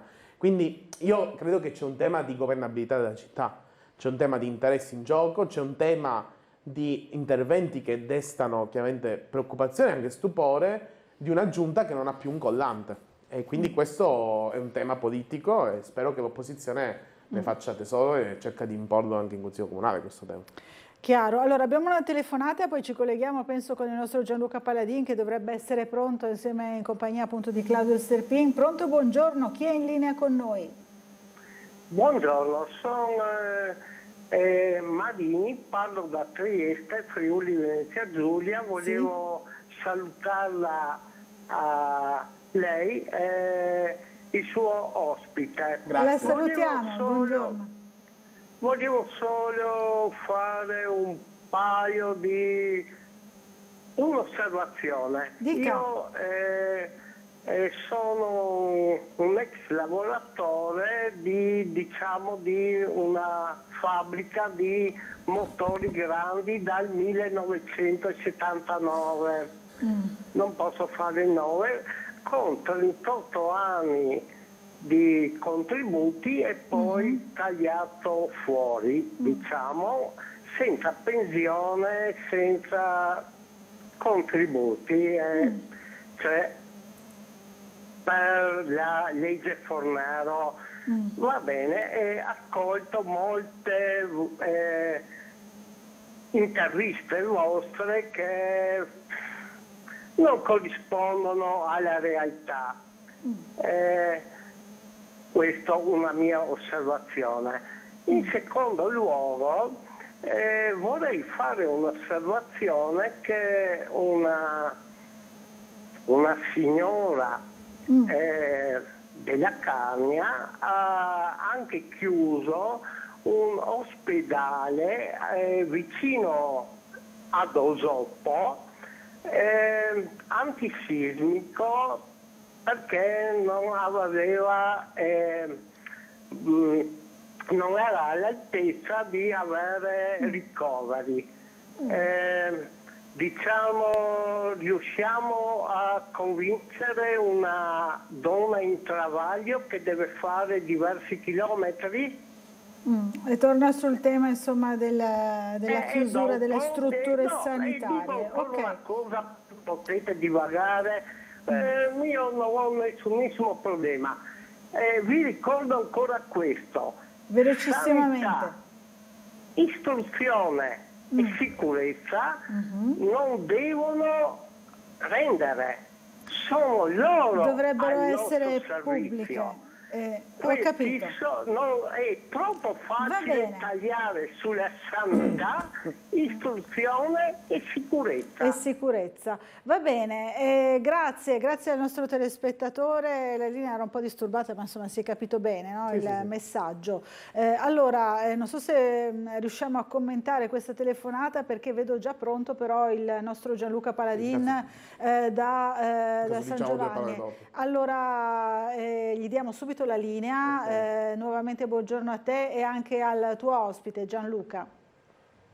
Quando l'hanno portata qua era tutto... Aspetta Claudio che ci siamo. Allora, buongiorno di nuovo Laura, siamo con Claudio Sterpin, l'amico di Liliana Resinovic, come annunciato poco fa, che ci ha raggiunto. Allora Claudio, innanzitutto grazie per essere qui, buongiorno. No, grazie a voi, perché io sono convinto ancora, e lo dirò in eterno, se non era per voi, per tutti voi, questa roba era finita in 2 settimane, pietra sopra, lei suicidata, punto, finito. Questo è quello che voleva la procura o intendeva fare. L'ultima volta abbiamo parlato anche della questione dei fiori, che tu li portavi regolarmente qui. La stupidaggine la risolviamo subito. Io qua portavo il fiore perché lei trovava una rosa quando arrivava a casa mia, anziché là, la trovava qua. Da prima i primi alberi di questo posto, successivamente qua, perché questo era il recinto, si pensava che qua, e subito dopo lì, ormai che è il luogo esatto dove è stata posata, e la mia rosa secca, ormai, poi la portavo in cimitero, da qua l'ho messo là. E qualche buon tempone che l'ha vista si è in qualche maniera impressionato. 6 mesi dopo tutta l'Italia sapeva che era quello il posto, meno pochi. Vuoi accompagnarci per ricordarci dov'è questo posto? Sì, velocissimo. Ti seguiamo Claudio. Facci strada, stiamo attenti però perché ovviamente la zona è un po' impervia. Una perdita di tempo, c'è molte più cose da parlare. Adesso ci raggiungiamo questo posto dove è stato trovato il corpo di Liliana Resinovic prima di essere spostato. Qua l'ha vista qualcuno che si è impressionato. Eccola qua, eccola, si è impressionato. Come mai? Io sapevo che questo era il posto, lo sapevo tutta Italia meno 3. Quello è un tuo fiore, eh? Quello è un mio fiore, sì. Chi porta il fiore qua? Quindi questo è il luogo dove, vicinissimo al diruppo peraltro. Vicinissimo, se loro volevano farla sparire, la facevano rotolare giù di qua, ripeto, l'ho già detto, lei veniva mangiata da cinghiali, topi, eccetera, non l'avremmo trovata mai più. Invece non doveva sparire, lei doveva essere trovata, altrimenti... Gli eredi, il marito e il fratello, avrebbero avuto la loro parte di eredità appena dopo 10 anni per morte presunta, per cui doveva essere trovata, infatti è stata trovata. Questo è. Quindi qualcuno sa qualcosa? No, qualcuno sa qualcosa, il marito sa qualcosa, il marito, e io lo incolpo direttamente, lui è l'unica persona che ha avuto convenienza dal fatto che Liliana venisse trovata, è chiaro. Lampante, no? Quindi credi che Sebastiano abbia a che fare? Sebastiano è il regista, io non voglio incolpare nessuno, ma lui sa tutto. Lo sta dicendo però da mesi, e sarebbe ora che qualcuno se lo faccia dire. Attenta. Allora, proseguiamo oltre, attenzione anche Elisabetta, che giustamente ti precedo Claudio, anche per raccontare un po' da questo punto di vista, insomma, l'attesa, no, per la nuova autopsia, i nuovi esami che Claudio dovranno dare, ci auguriamo delle risposte. Allora, io ho perso tutta la fiducia che avevo nella giustizia italiana, pochi ce l'hanno come fiducia, diciamo, nel momento in cui lei è stata fatta passare, il suo caso è stato passare per suicidio, io sono crollato di credenza in questa magistratura. Adesso voglio sperare che la magistratura si voglia redimere, fare un'indagine seria, perché Sebastiano 2 giorni dopo inalberava un alibi che lui lo considerava perfetto. Talmente perfetto è che è pieno di buchi, alcuni li dirò adesso. Queste sono affermazioni forti. Certo che sono forti, lo so, però se qualcuno ha seguito questa storia tramite i faldoni, leggendoli bene, io sono stato per fortuna mia in contatto con persone che sanno, il faldone cos'è, ecco, motivo per cui sul faldone c'è tutti i movimenti di Sebastiano del giorno prima, dei giorni dopo, eccetera, che nessuno a questo punto, dico io, ha voluto guardare fino in fondo. Tutte queste cose, tutte queste impressioni le hai raccontate in questura agli inquirenti? No, perché non le sapevo, le ho sapute dopo. In questura io non sono stato chiamato da mesi. Io sono andato in questura 3 volte e ogni volta raccontavo sempre la mia versione, che era quella che era, per capirci. Adesso invece il tutto è cambiato perché strada facendo sono uscite un sacco di cose, non ultima questa, appunto, del fatto che l'alibi di perfetto, come lo considerava Sebastiano, è pieno di buchi ed è crollato. Non sono vere un sacco di cose che lui ha detto. Prima fra tutte quella, e qui lo dico, che lui è andato in pescheria quella mattina per portare i coltelli. In realtà i coltelli li ha portati la sera prima. La mattina del 14. La mattina del 14, in realtà lui è stato dalle celle telefoniche e dalla macchina, è stato trovato là in quel posto la sera prima, alle 18, mi sembra qualcosa di simile, ha portato perciò la sera i coltelli per essere libero la mattina, per andare a intercettare Liliana, lui l'ha presa a bordo. Queste sono affermazioni forti, ma le dico. Sì, accuse dirette, poi magari faremo ovviamente rispondere anche Sebastiano di tutto questo. Non ho problemi, io questo, ognuno fa il suo ricordiamoci film. Che Sebastiano a me mi ha accusato un procedimento più volte in corso, che con quelle famose 2 telefonate io l'ho fatto andare fuori di testa ed è corso a suicidarsi, giusto? Lo sappiamo, ecco. E io invece dico che quelle telefonate erano le solite telefonate che noi ci facevamo decine, per non dire centinaia in un anno, eccolo, contenenti tutte le cose che noi ci dicevamo per preparare il nostro futuro. Lei non si sarebbe suicidata mai più perché stava per coronare un sogno seguito da decine di anni, e va a suicidarsi. Ecco, lui mi ha accusato di averla fatta andare fuori di testa con quelle telefonate, lei si è girata, ha preso tutte le sue cose e è venuta qua a suicidarsi. Ma quando mai? E poi se rimaneva qua 20 giorni, come era il qua, la trovavamo macerata. Allora Claudio, devo restituire la linea, c'è un ultimo appello, un'ultima cosa che vorresti dire anche a chi ci guarda? Prego. No, l'appello che io faccio è alla magistratura, alla procura finalmente, che faccia le indagini che doveva fare allora e non ha fatto. Ripeto, Sebastiano ha un alibi perfetto, pieno di buchi.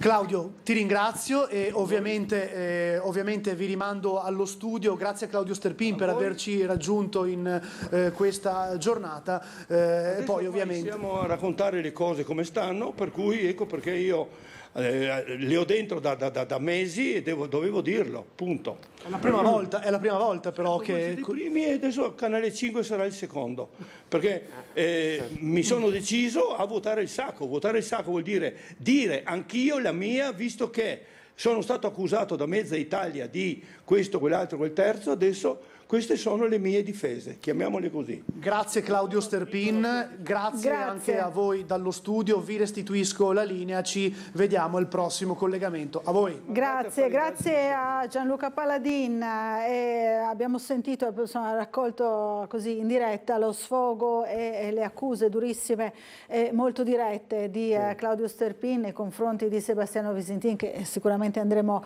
a sentire, ma ricordiamo sempre che è in corso il procedimento per far luce, è stato riaperto il processo proprio per stabilire che cosa è successo e ancora non lo sappiamo. Abbiamo sentito una voce, una campana, una versione di chi è comunque direttamente coinvolto. Se posso mi prendo veramente 30 secondi sulla questione per non commentarla innanzitutto, perché penso che in queste situazioni debba agire innanzitutto la magistratura, il giornalismo che fa giustamente inchiesta e cerca di chiarire gli aspetti. Faccio però un invito a tutti noi, cerchiamo di ricordarci chi è l'oggetto della questione. L'oggetto della questione è Liliana Resinovic, ricordiamo. Una signora che ha perso la vita in fattispecie che ancora non abbiamo ben identificato attraverso la magistratura, non sono il marito e il presunto amante. Cerchiamo di adottare anche questo tipo di approccio, perché il rischio è che da un caso del genere si scaturi, ma è già ormai presente nella nostra società, una morbosità nei confronti di questo tipo di cose che fanno perdere di vista qual è il tema. Il tema è un presunto possibile reato o meno che sia, ed è in corso un procedimento giudiziario. E la vittima è sicuramente E non è lei, una no? serie TV su Netflix.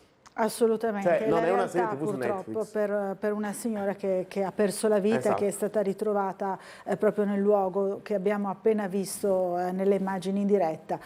Allora, abbiamo una telefonata, la sentiamo subito, poi commentiamo anche magari quello che diceva il telespettatore precedente. certo. Pronto, buongiorno, chi è in linea con noi? Sergio, buongiorno. A voi. Buongiorno a Buongiorno. voi. Tutti abbiamo visto adesso il filmato di San Giovanni e nessuno si rende conto degli alberi che abbiamo visto in diretta e che hanno visto migliaia di spettatori avvolti da ledera. E ce ne sono, non so se li avete visti, quegli alberelli. Ecco, sono avvolti da ledera. Quelli sono destinati a morire. E come visto dal filmato ce ne sono tanti e tanti e tanti. E non solo lì. Il filmato l'altro ieri di Piscanzi era la Vicolo delle stessa Rose, situazione. sì, come no, certo. C'erano tanti. Se si va dappertutto, in tutta Trieste, se si va su e torno a ripetere, sono 2 anni, ma che 2 anni, sono anche 10 anni che cerco di far sì che qualcuno veda questa situazione e ponga fine che vada a tagliare le edere, se no noi avremo migliaia di alberi nel territorio morti, come a Piscianzi, come qui a San Giovanni, come lungo la strada di via Carnaro, come lungo la strada di Strada Nuova per Opicina, dove c'è una quantità enorme che nessuno fa niente. Fate qualche cosa, se no quegli alberi andranno, a parte con la bora, avranno problemi in strada per Opicina di finire in strada e moriranno. Grazie e buongiorno. Grazie a lei Sergio. Allora ci riporta un altro problema, un'altra segnalazione che raccogliamo. Per quanto riguarda diceva il telespettatore di prima, il discorso di prima, esatto. Allora, il signore è un ipotizzo, visto che non conosco l'età di chi ha telefonato prima, è un presunto esodato, no? Cioè esatto, sì, da quello che diceva. Ha perso il lavoro, nel frattempo è aumentata l'età pensionabile. Sì. Su quello io chiaramente non conosco la situazione particolare, ci sono state varie provvedimenti di salvaguardia rispetto a queste situazioni. Ahimè, questo è il ruolo della politica, bisogna dire la realtà. Noi non potevamo più permetterci un sistema per cui c'era un sistema misto, ancora residuale, retributivo-contributivo, l'introduzione e in maniera definitiva del sistema contributivo è fondamentale per la sostenibilità del sistema previdenziale italiano, come era fondamentale alzare un po' l'età pensionabile per il sistema previdenziale. Anche in Francia, che comunque partiva da un'età pensionabile più bassa, hanno dovuto alzarla perché si va in quella direzione, per un semplice motivo: noi tendiamo a invecchiare come continente. Noi arriveremo a un punto fra 30 anni, se va bene, che avremo un lavoratore, un pensionato, e in una situazione dove c'è un lavoratore e un pensionato la cassa previdenziale non regge, e quindi di conseguenza dobbiamo trovare una soluzione che oggi noi non ne vediamo chiaramente le avvisaglie, ma che potrebbe essere ancora più drastica probabilmente in futuro. Dovremmo capire quali soluzioni trovare. La soluzione, dal mio punto di vista, è che questo Paese investa di più sulla natalità, cerchi di cogliere l'opportunità che proviene dall'immigrazione, come ormai dice anche Confindustria e anche gli industriali di questa regione a più riprese, cioè di inserire questa immigrazione all'interno di percorsi regolari per formarli e farli entrare come forza lavoro, perché altrimenti questo Paese non regge e diventerà un Paese che avrà bisogno, ahimè, come in molti paesi, delle assicurazioni private. Noi vogliamo le assicurazioni private? Tendenzialmente io non le vorrei. E allora dobbiamo far sì che la tendenza demografica si inverta. E per invertire, investire sulla natalità e cercare di regolarizzare l'immigrazione. E ahimè, questo governo non sta lavorando in nessuna delle due direzioni. Perché da un lato alza l'IVA su tutte le materie prime e i pannolini, gli assorbenti, tutto il materiale che è fondamentale per sostenere diciamo, la natalità, ha tolto alcune agevolazioni per l'acquisto dei mutui per le giovani coppie e dall'altra parte sull'immigrazione è un buco nell'acqua. Quindi vediamo che sulle tematiche principali che aiuterebbero anche il tema delle pensioni non si sta facendo nulla. Si va al contrario, secondo me. Si va al contrario. Allora, sentiamo l'ultima telefonata di questa prima parte, poi dobbiamo andare in pubblicità, c'è il cambio ospite. Allora, pronto, buongiorno, chi è in linea con noi? Sono Fulvio, buongiorno dottoressa. Fulvio, buongiorno. A lei e al suo ospite, buongiorno. Per la redazione, buongiorno. Vorrei riportare sulla domanda che ha fatto un paio di giorni fa il signor Claudio Visintin in riferimento all'allegato ottavo, e su cui ho già spiegato. Il governo deve solamente attuare quello che si è impegnato col memorandum di Londra del 1954. E il rappresentante del governo a Trieste, il commissario, deve attuare quello per cui è qua. Il trattato di pace è legge della Repubblica Italiana. Questa è la sua precisazione. Mi scusi, mi permetta, quindi tutti i politici che non agiscono per far rispettare la legge sono contro legge, talmente semplice e lapalissiano. Allora, questa l'ha ripetuto più volte, va bene, grazie Fulvio per questa precisazione, insomma una volta di più abbiamo ascoltato la precisazione riguardo l'allegato ottavo. Allora, io ringrazio Emanuele Cristelli per essere stato con noi. Grazie. Torni presto a trovarci qui a Sveglia Trieste. Senza dubbio. Grazie, allora noi ci fermiamo per un po' di pubblicità, ci vediamo fra pochissimo in compagnia del consigliere regionale Enrico Bullian. Fra poco.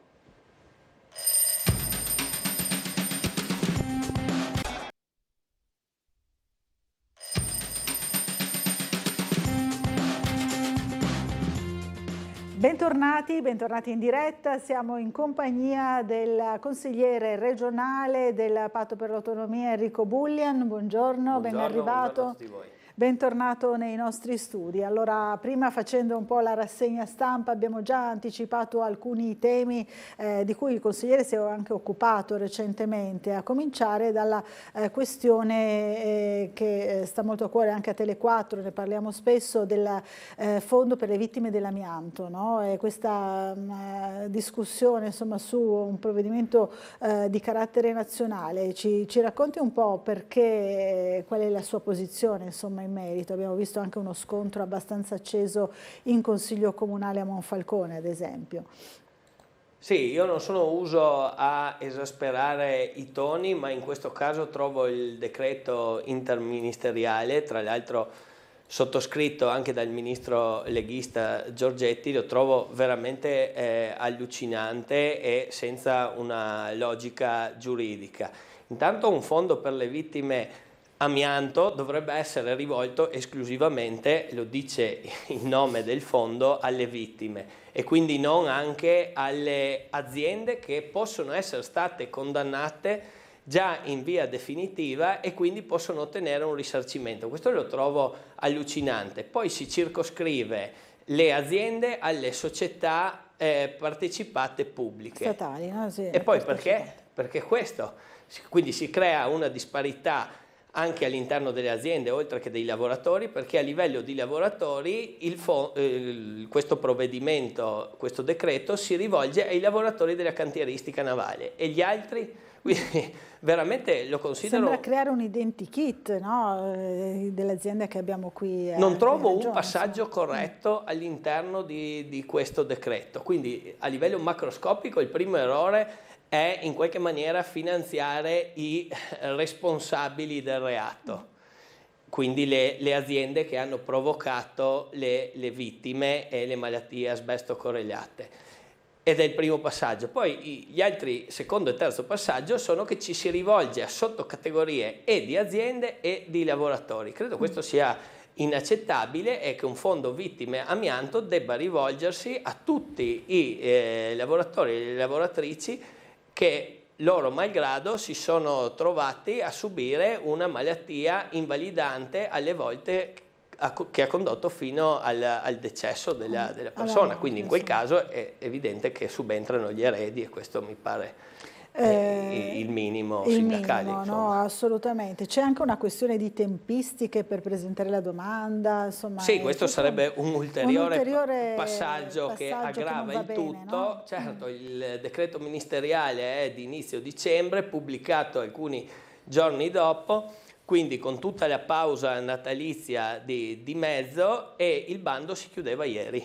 E 15 gennaio. Corona una vicenda davvero triste che affossa ulteriormente una tematica che ha già scosso nel profondo le comunità del Friuli Venezia Giulia, Monfalcone, Trieste, ma anche la Bassa Friulana e alcune altre realtà sparse. Chiaramente Monfalcone forse è il caso più eclatante a livello regionale, ma non possiamo dimenticare anche tutta l'industria triestina, certo. Dal porto a quelli che erano i cantieri navali, che poi sono stati via via ridimensionati, però insomma hanno avuto un ruolo importante nel corso del Novecento. Un'altra cosa che va segnalata è che purtroppo io mi ero occupato anche ai tempi dell'università di questa tematica, allora attorno al 2006-2008, quando ho svolto la tesi di laurea, si pensava a un picco delle morti da mesotelioma, che poi è il tumore più direttamente connesso con l'amianto, un picco si diceva attorno al 2015-2020 che non è avvenuto purtroppo. Quindi siamo ancora all'interno di un lungo plateau, è una situazione stabile in realtà, e quindi stiamo attendendo la curva di discesa che purtroppo non sta arrivando, perché con questi periodi di incubazione molto lunghi, questo è un po' un dato, se vogliamo, inatteso, e forse anche è via via molto migliorata la capacità medico-scientifica di individuare i casi. E questo è un dato buono, un dato positivo. Sì, potrebbero essere però anche scappati precedentemente, infatti, potrebbe essere scappato qualcosa. Quindi c'è la controlettura. La doppia lettura sicuramente quindi possibile. questa è una vicenda veramente triste di quella che all'epoca avevamo definito un crimine di pace e responsabilità diffusa, no? Perché erano veramente molti gli attori che erano venuti meno ai loro doveri, chi anche commettendo, come abbiamo visto, dei reati e così sanciti dai tribunali italiani in via definitiva. Quindi un fondo per le vittime amianto trovava anche questa legittimazione, se fosse effettivamente aperto a tutte le vittime e solo alle vittime. E solo alle vittime e non alle aziende appunto in cui si sono verificati questi fatti, e che quindi poi, ricordiamolo, sono state riconosciute, no? A livello di tribunale proprio. Sì, ci sono sicuramente tante sentenze di condanna, ormai di condanna definitiva. Anche definitiva, quindi di questo stiamo parlando. Un altro tema sicuramente molto importante, sappiamo insomma che il consigliere Bullian si è occupato molto in primo piano a portare avanti la questione del fine vita, no? La legge sul fine vita in Consiglio regionale, insieme ad altri esponenti, in particolare dell'opposizione. C'è oggi un importante appuntamento politico in Veneto, il voto sull'assistenza regionale al suicidio assistito. Cosa sta facendo il Veneto e cosa avrebbe dovuto fare il Friuli Venezia Giulia secondo lei, e cosa si può ancora fare, insomma? Sì, lei diceva che assieme a colleghi di opposizione ci siamo mossi, ed è sicuramente vero, però per quanto riguarda una mozione che avevamo presentato, esatto, e che a mio avviso il centrodestra, mettendo la testa sotto la sabbia, ha bocciato sbagliando, dal momento che purtroppo, come ha dimostrato il caso della triestina, nome di fantasia, Anna, le persone che si trovano in queste condizioni di sofferenza estreme, se hanno la voglia e la possibilità, nonostante quelle condizioni, di ricorrere ai tribunali, a un fine vita dignitoso ci arrivano in magari 11-12 mesi, come è stato il suo caso, e rivolgendosi appunto alla magistratura. E noi crediamo che in un paese civile e normale, in questo caso in una regione che non sia una regione delle banane, bisogna dare dei percorsi certi, con ruoli e procedure, soprattutto tempistiche chiare, e ragionevoli, no? Che non possono essere di 11-12 mesi di attesa per queste persone, semplicemente applicando i principi che vengono sanciti dalla sentenza della Corte Costituzionale, la 242 del 2019, la famosa sentenza Cappato DJ Fabo, no? Ecco, questa era la premessa. In realtà ci siamo mossi sicuramente come consiglieri di opposizione, ma per quanto riguarda la proposta di legge di iniziativa popolare si è mossa soprattutto l'associazione Luca Coscioni nelle varie diramazioni e comitati regionali, e infatti delle leggi sostanzialmente sovrapponibili sono state proposte in quasi tutte le regioni, e la prospettiva è quella di una copertura sostanzialmente regionale, chiaramente all'interno di un contesto di inerzia del Parlamento, che anche questo lo considero molto negativamente, no? Chiaro che saremmo tutti più contenti ci fosse una normativa chiara che riconosca il diritto a un fine vita dignitoso a livello nazionale. Non essendoci questo, noi a livello regionale possiamo creare una legge sostanzialmente procedimentale che procedurizzi quello che prevede già la sentenza della Corte Costituzionale. Quindi renda più semplice, più agevole, insomma. Sì, nella proposta di legge l'iter dura 27 giorni, ad esempio. Poi, insomma, è chiaro che non è questo, se non sono 27 sono 60, però il tema è che non ci sia una dilatazione infinita dei tempi, che in qualche maniera venga riconosciuto il diritto a chi si trova in quelle condizioni di sofferenza estrema, che sono quello che abbiamo sentito più volte, la patologia irreversibile, il trattamento di sostegno vitale, tutte queste cose qua, no? Che fanno sì che questi siano casi molto circoscritti, e chi dice sostanzialmente che un domani possono venire estesi a tutti i disabili, a tutti gli anziani, dice cose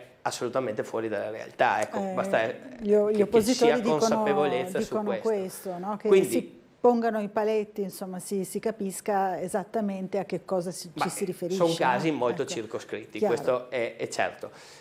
E dentro questo contesto la prima regione, qua è il merito grosso del presidente del Veneto, Luca Zaia, che si è assunto una responsabilità notevole, e questo va riconosciuto, è quella di portare la discussione in Consiglio regionale, perché finora in varie commissioni, compresa quella del Friuli Venezia Giulia, Commissione Sanità del Friuli Venezia, se ne è discusso, ma il primo Consiglio regionale a portarla in discussione è il Veneto, e inizia la discussione oggi. Dubito che arriverà a votazione chiaramente in giornata, però se ne parla da oggi. In teoria va in votazione all'interno di questa tornata, quindi è un se non momento succedono, importante, sì, no? Anche perché Zaia ha spaccato fondamentalmente la propria maggioranza per una battaglia di civiltà e di dignità. Ricordiamo appunto Zaia comunque è un esponente della Lega, come il nostro presidente. Sì, quindi si trova Fratelli d'Italia e sostanzialmente Forza Italia contrarie, e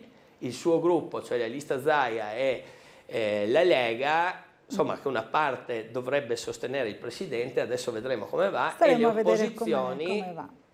Sostanzialmente la nostra area di riferimento, in questo caso parlo a livello personale, che sostengono il provvedimento. Quindi i numeri sono, l'esito è incerto oggettivamente, però sarebbe un grande segnale, anche perché qua il centrodestra, a partire dal nostro presidente Fedriga, ha scelto la linea di intransigenza e di nessuna apertura nei confronti del fine vita, quindi l'esatto contrario di Zaia. No? Chiarissimo. Allora, fra l'altro Fedriga, che abbiamo visto intravisto nelle immagini, nel preview, non so se c'è ancora il collegamento pronto o se prima dobbiamo ascoltare la telefonata. Ecco, vedo appunto il Presidente che sta parlando in occasione della posa, credo, proprio delle pietre d'inciampo. Non so se riusciamo a far intravedere magari qualche immagine, adesso no, stiamo vedendo dei piedi, però credo che la nostra Elisabetta Gessi stia cercando di farsi strada tra la folla, perché oggi inizia, e da poco insomma è iniziata, la posa delle cosiddette pietre d'inciampo, altre 13 ad arricchire così il percorso cittadino di queste pietre che ricordano le vittime della Shoah. Vediamo se riusciamo a far vedere qualcosa nelle immagini appunto di Elisabetta Gessi. C'è anche il nostro Gianluca Paladin in collegamento con noi, fatemi capire, ma intanto sentiamo forse la telefonata mentre vediamo le immagini appunto di questa cerimonia. Allora, pronto, buongiorno, c'è qualcuno in linea? Sì, buongiorno, sono Silvia. Silvia, buongiorno. Allora, io credo che questa legge sarebbe semplicemente la fine di una grande situazione di ipocrisia, perché abbiamo già adesso la terapia del dolore, e quando il dolore supera una certa soglia, questa terapia diventa così alta che praticamente provoca l'arresto cardiaco della persona, per fortuna dico io, perché altrimenti sarebbe una tortura, cioè infliggere una tortura a un innocente. Quindi fare una legge che regoli e che magari faccia scegliere alla persona il momento in cui non ce la fa più, perché già non ha una vita, sarebbe una cosa onesta, pulita e secondo me anche morale, etica. Invece noi viviamo in a parte questa situazione, in altre situazioni viviamo immersi nella profonda ipocrisia, perché anche quando si parla di maternità e si chiudono i consultori e non c'è niente che invogli i giovani a procreare. Quindi questa legge secondo me sarebbe solo un'operazione appunto di grande onestà ed etica morale. Capito Silvia, questa è l'opinione della nostra telespettatrice. Con la quale chiaramente siamo condivide sicuramente. Allora, intanto stiamo vedendo e sentendo il sindaco di Piazza che sta parlando proprio alla manifestazione di posa delle pietre d'inciampo. Cerchiamo di sentirlo. Assolutamente no all'antisemitismo, ma anzi vi siamo vicino e naturalmente vi saremo sempre vicini. Buona giornata a tutti. Ecco, le battute finali insomma, del suo discorso le abbiamo sentite, ma sicuramente le ha raccolte anche il nostro Gianluca Paladin. Credo che ora dobbiamo andare in pubblicità molto rapidamente, poi torniamo sul tema che stava riproponendo anche la signora Silvia che ci ha appena telefonato. A fra pochissimo.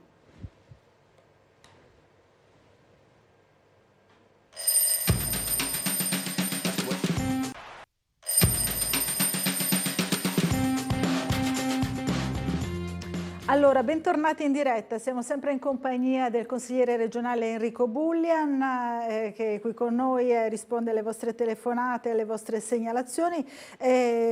Parlavamo delle pietre d'inciampo anche, no? Prima con il breve collegamento con la cerimonia proprio in piazza Ponte Rosso, credo fosse la prima delle 13 che si installano oggi, anche nel comune di Turriaco di cui era sindaco avete fatto ritornare alla memoria a proposito. Avete fatto un'iniziativa di questo tipo, vero? Per ricordare le vittime? Sì. Intanto queste pietre d'inciampo rappresentano il più grande, se vogliamo dirla così, museo a cielo aperto europeo, no?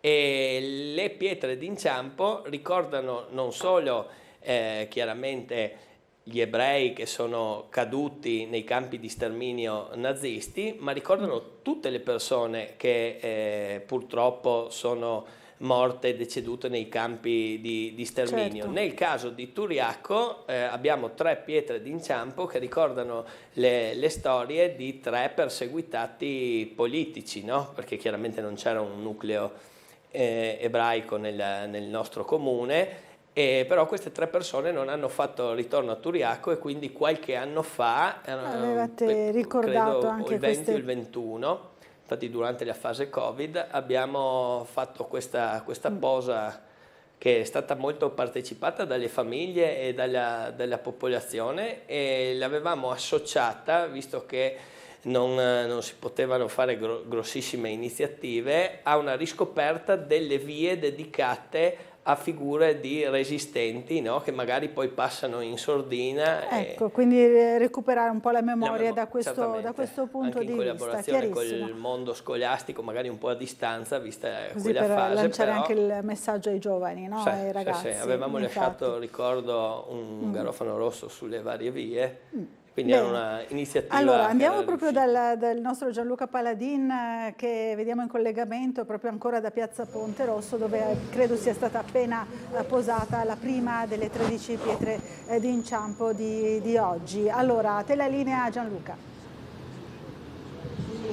Esattamente, Laura, buongiorno di nuovo a te e al tuo ospite. La prima pietra d'inciampo, ci siamo allontanati un pochino, non parlerò molto ad alta voce anche per rispettare la solennità della cerimonia.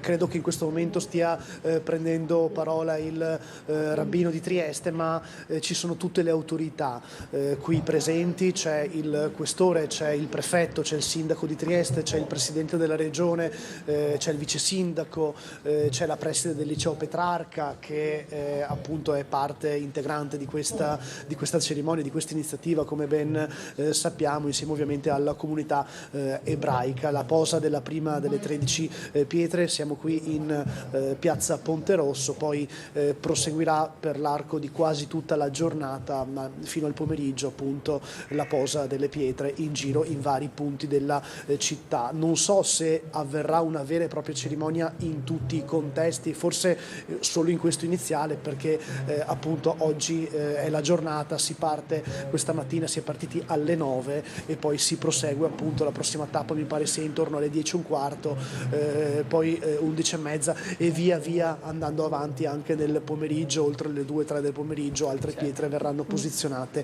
in vari punti della città. Le pietre d'inciampo che come insegna anche la storia ovviamente di Trieste, è una comunità ebraica molto radicata in questo territorio, e lo stesso rabbino ha detto questa cerimonia avviene in un momento anche molto particolare, in un anno particolare, ovviamente io richiamo anche al conflitto in corso con Hamas. Quindi insomma abbiamo alla cerimonia alle mie spalle, dove tutti ormai hanno preso parola, stanno facendo gli ultimi interventi, ci sono altri colleghi giornalisti, ci sono tutte le forze dell'ordine, polizia, carabinieri appunto qui a presidiare la zona. Una cerimonia molto sentita che noi stiamo seguendo, ripeto, ci siamo messi un po' a distanza anche per rispettare un po' la solennità del momento. Questa è la situazione, Laura, poi cercheremo di intercettare anche il sindaco di Trieste Roberto Di Piazza, magari il presidente della regione Massimiliano Fedriga, poi ovviamente all'interno del nostro telegiornale vedremo tutti gli aggiornamenti e tutti i passaggi anche di questa iniziativa, di questa cerimonia. Vi rimando allo studio, a voi. Grazie Gianluca, sempre puntuale insomma nella sua cronaca, grazie anche a Elisabetta Gessi con lui nella troupe. Allora sì, dicevamo appunto una bella iniziativa. È sicuramente un'iniziativa che poi prepara quella che sarà la giornata della memoria, il 27, che quest'anno invece vedrà la cerimonia vera e propria conclusiva, insomma in Risiera il 28, per rispettare il sabato ebraico. Quest'anno cade di sabato e quindi ci sarà appunto la grande cerimonia all'interno della Risiera di San Sabba, l'unico campo di sterminio, no? Qui in Italia, sul territorio italiano, con anche nuove modalità, lo abbiamo visto nella lettura dei giornali questa mattina, nuove modalità di accesso per ovviare ai problemi che ci sono stati in altre situazioni, con manifestazioni magari di disturbo, definite così, insomma di disturbo, per garantire la sicurezza anche in un momento difficile, no? Con la guerra in corso, quindi su questo noi possiamo ribadire qual è la nostra posizione, ovvero che si prosegua con quello che è stato storicamente l'orientamento dell'ONU per arrivare a una pacificazione fra Israele e Palestina, insomma in quel territorio, riconoscendo due popoli, due stati, perché non vediamo altre alternative, vie d'uscita, no?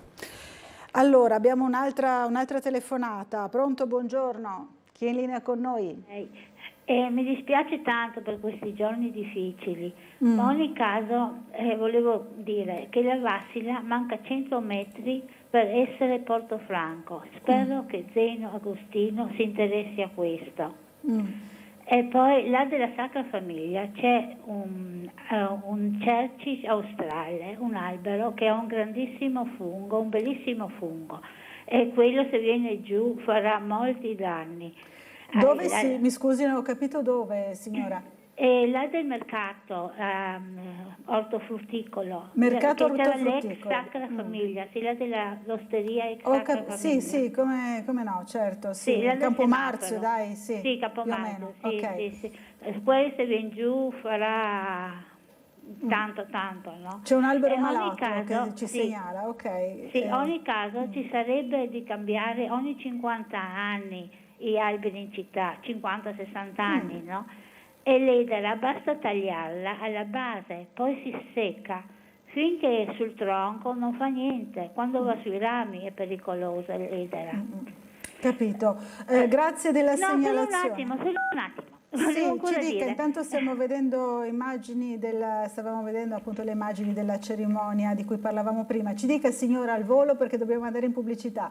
Sì, ok, perché non prolungare il percorso del tram del Carso per Trieste, no? E per i turisti. E volevo anche dire al caro signor Fusio che negli anni 50 un politico ha detto Trieste diventerà solo foglie secche, e questo è diventato. Grazie a voi. Grazie signora, grazie per le segnalazioni, insomma i temi in discussione. Allora, intanto abbiamo visto proprio la posa della pietra d'inciampo con le consuete modalità, ad opera anche realizzate da un artista, no? E posata con cura artigianale. E ora dobbiamo andare rapidamente in pubblicità per l'ultima pausa pubblicitaria della mattinata. Ci rivediamo fra pochissimo.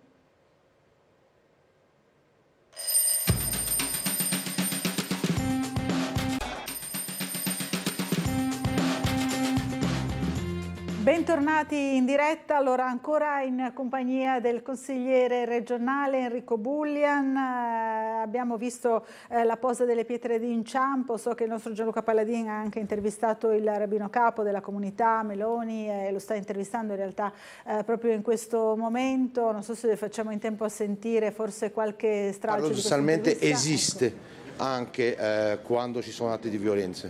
Se lo scopo di una persona che uccide e distrugge la persona per quello che è, a questo punto quest'atto è più grave moralmente e eticamente della persona che uccide involontariamente. La legge stessa ce lo dice, c'è la differenza tra l'uccisione colposa e l'uccisione premeditata. È proprio questo che noi non dobbiamo dimenticare per evitare che si ripetano quello che è successo e soprattutto per evitare l'antisemitismo che si sta di nuovo sviluppando. Grazie Rabbino Meloni. Allora, grazie. Questa è la parte finale dell'intervista del Rabbino Meloni, proprio adesso alla fine di questa cerimonia. Ora si proseguirà Laura con la posa delle altre pietre. Io mi guardo attorno perché anche il Presidente Fedriga, quindi vi cedo la linea perché devo stare attento che non mi scappi. Va bene, quindi, grazie a voi, Gianluca, a voi buon studio lavoro. E rimando tutto al telegiornale. Benissimo, grazie a Gianluca Palladin. Allora, so che c'è una telefonata in attesa, poi parliamo anche di Ater, perché il consigliere è intervenuto proprio sulla situazione delle case Ater, in particolare nell'Isontino e nell'area di Trieste, che sarebbe quella più critica come situazione a livello regionale. Allora, buongiorno, pronto, buongiorno, chi è in linea con noi? Ma nel frattempo vedo Gianluca che ha già affermato Massimiliano Fedriga, non so se riusciamo a sentirlo in diretta. La comunità ebraica è ecco, molto radicata a Trieste. È fortunatamente molto radicata e fortunatamente tramite anche la comunità ebraica si può continuare a portare avanti la lotta all'antisemitismo. Abbiamo voluto essere presente proprio come istituzione regionale per rimarcare con chiarezza la nostra posizione, per ricordare con altrettanta chiarezza che purtroppo in alcuni paesi europei, in alcune città europee, oggi c'è un rigurgito di antisemitismo importante. Basti pensare che in alcune città francesi, per esempio, sono testimonianze di ragazze e ragazzi ebrei che hanno paura, ragazzi che non girano col kippah perché hanno paura di mostrare la loro fede. Questo è inaccettabile per il sistema delle democrazie occidentali. Grazie Presidente. Grazie, buon lavoro. Grazie, arrivederci. Grazie anche al Presidente Fedriga. Allora, sentiamo la telefonata. Pronto, buongiorno, chi è in linea con noi? Pronto, buongiorno, sono Daniela, chiamo da Trieste. Daniela, e avevo da chiedere delle informazioni su quanto riguarda quel decreto del Fondo Vittime dell'Amianto. Sì. E cioè precisamente, siccome nel decreto leggo che è stato istituito per l'attività lavorativa presso i cantieri navali, cioè dico è solo per coloro che hanno svolto attività presso i cantieri, e poi io sono, mio marito è deceduto per mesotelioma nel 2020, e dico, a parte che ho visto e sentito che è già scaduta i tempi per eventuali domande, ma questo fondo era riservato per le nuove vittime oppure anche per quelle che già avevano presentato, fatto domanda e ricevono come erede da parte dell'INAIL quanto spettante. Capito la sua domanda, grazie Daniela, intanto le siamo vicini, un abbraccio, insomma ci dispiace per suo marito. Allora forse il consigliere Bullian riesce a chiarire questi dubbi che ha la signora Daniela, no? su questa nuova... Allora sicuramente si rivolgeva ai lavoratori del comparto della navalmeccanica, come era il caso del marito della signora. Chiaramente mi associo a quanto ha detto Laura, no? Per esprimere la nostra vicinanza. E poi bisognerebbe analizzare bene il caso concreto. In generale, considerato che l'INAIL è il soggetto attuatore, che la domanda veniva rivolta all'INAIL, se la signora avesse saputo precedentemente di questo bando, posto che non è stata fatta alcuna pubblicità fondamentalmente, avrebbe, a mio avviso, in maniera opportuna fatto richiesta. Poi spettava all'INAIL stilare la graduatoria e eventualmente motivare le scelte che operava il soggetto pubblico, insomma, cioè l'INAIL in questo caso. Perché bisognerebbe avere qualche dato di più in mano. Per come è scritto e dalla lettura che abbiamo dato, posto che siamo venuti a sapere attraverso un articolo di giornale di sabato, la richiesta avrebbe potuto essere presentata e purtroppo il bando è scaduto, come dicevo ieri. No? Quindi... Qua secondo me i parlamentari, perché questo è un tema chiaramente nazionale, è una competenza sicuramente nazionale, i parlamentari del Friuli Venezia Giulia, a parte l'assenza importante di tutti i parlamentari di maggioranza, cioè del centrodestra, anche sull'esprimere un parere a riguardo, ma soprattutto non hanno orientato minimamente la scelta. Noi assieme ad altre realtà in giro per l'Italia come Casale e Monferrato in provincia di Alessandria, che aveva visto la presenza della Eternit e alcuni altri centri, siamo fra le realtà più colpite e avremmo dovuto poter dare un orientamento e dire la nostra su scala nazionale su un tema che ci ha colpito così pesantemente. Invece c'è l'assenza completa. Adesso salvare il salvabile è comunque complicato, perché per quello che mi riguarda il decreto andrebbe abrogato, cancellato e rivisto completamente anche in regime di autotutela, perché è veramente un pasticcio colossale.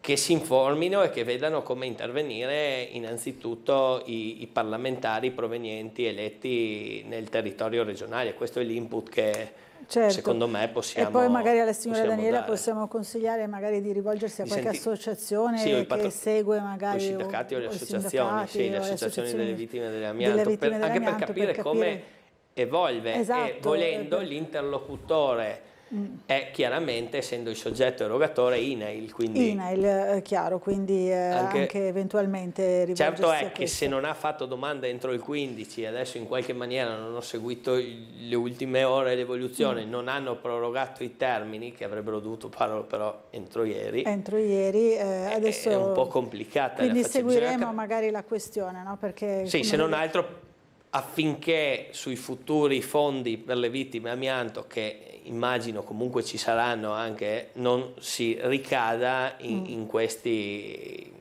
erroracci. Un pasticcio, insomma, l'ha definito. Allora, un'altra telefonata subito. Buongiorno, chi è in linea con noi? Pronto, buongiorno, sono anch'io Daniela, ma un'altra Daniela. Un'altra Daniela, buongiorno. Sì. Buongiorno a lei. Io volevo chiedere al suo ospite se può aiutarmi in qualche modo. Dica. Cercherò di essere breve, concisa e chiara. Allora, mia sorella è seguita dagli assistenti sociali e ha una pensione minima, quella di 3,50 che spetta a tutti quelli che hanno problemi, no? E naturalmente ogni tanto gli assistenti sociali vengono a far visita e guardano com'è la situazione. Cosa è successo? L'ultima volta praticamente quando sono venute su e sono stata chiamata anch'io, perché io mi occupo un po' di mia mamma, perché mia mamma è invalida al 100%, nel senso che non cammina e tutte queste cose qua, comunque con la testa è lucidissima.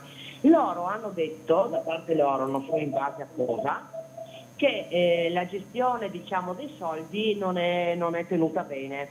Allora, mia mamma ha 85 anni e ha bisogno di tantissime medicinali, integrazioni, fa una terapia per il cuore, per i reni e tutto il resto.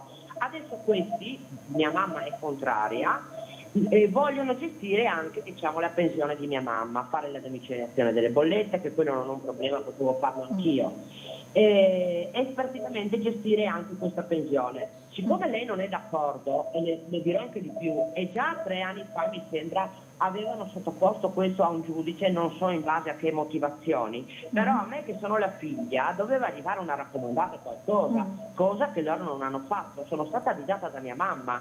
Adesso se mia mamma non vuole che questa persona, che tra l'altro, mi scusi se mi permetto di dire, è antipatica, sbruffona, non risponde mai al telefono, si fa viva, non avete un buon rapporto, insomma, assolutamente. No, e non solo io con questa signora, ho parlato anche con altri che sono gestiti da lei. Adesso se mia mamma non vuole, visto che è lucida di testa, e se di nuovo non mi mandano un avviso a me che sono la figlia, come mi devo comportare se mia mamma non vuole questa persona? Ma questa persona è l'amministratore di sostegno? Cioè, è questa la figura? L'amministratore di sostegno. Però di mia sorella, adesso vogliono gestire anche mia mamma, e mia mamma è contraria. E lei non vuole essere gestita, fra virgolette, comunque i suoi interessi non vuole che siano gestiti da questa persona. No, perché sa cos'è anche il problema? Che io sono la figlia e se sta male mi chiama giorno, notte, se ha bisogno di medicinale io corro. Questa qua non apre il telefono prima delle 10, se le mandi un messaggio, certo, non oggi, è chiaro, non quindi è proprio il massimo. E mia mamma non è soddisfatta insomma dei problemi di salute.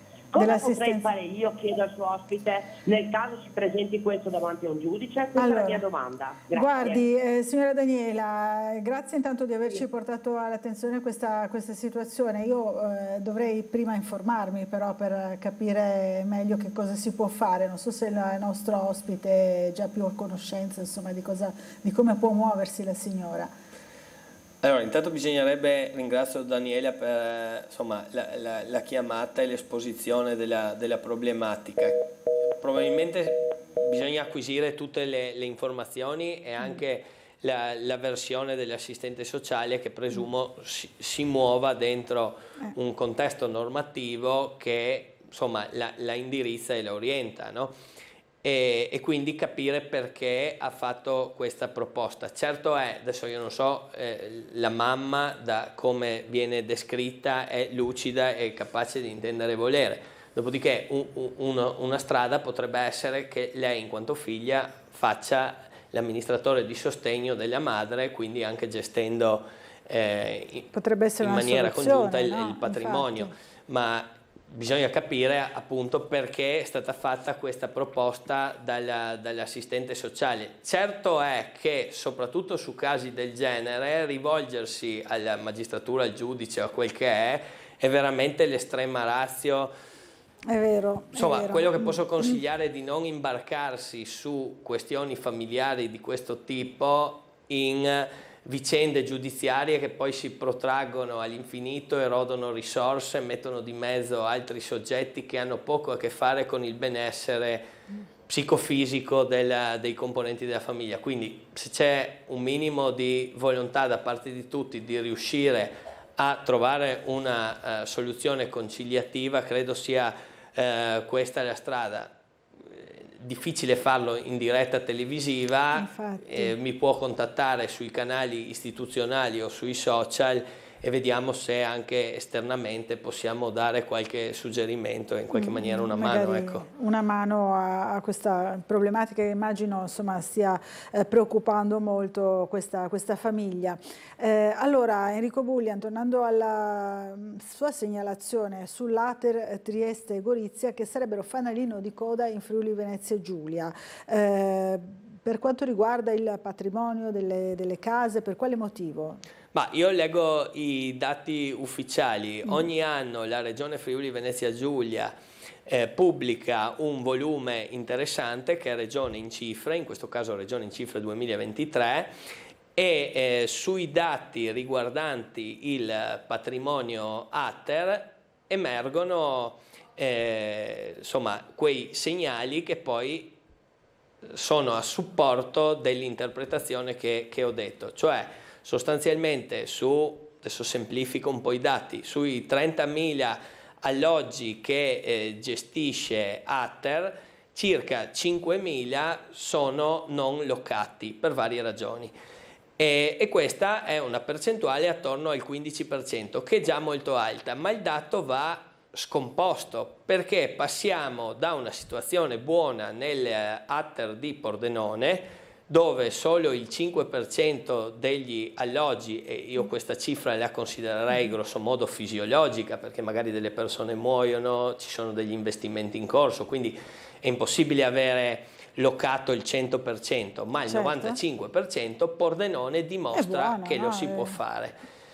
Poi si passa a un circa 12% di alloggi non locati in provincia di Udine e si arriva poi ai dati della Venezia Giulia. Possiamo vederli anche questi dati perché abbiamo anche lo specchietto, così lo schemino tratto immagino proprio da questo volume, no, che pubblica la Regione. Eccoli qui. Sì, adesso vediamo non so se riusciamo a vederli. Sì, perfetto. Eccoli qua. Questi sono i dati.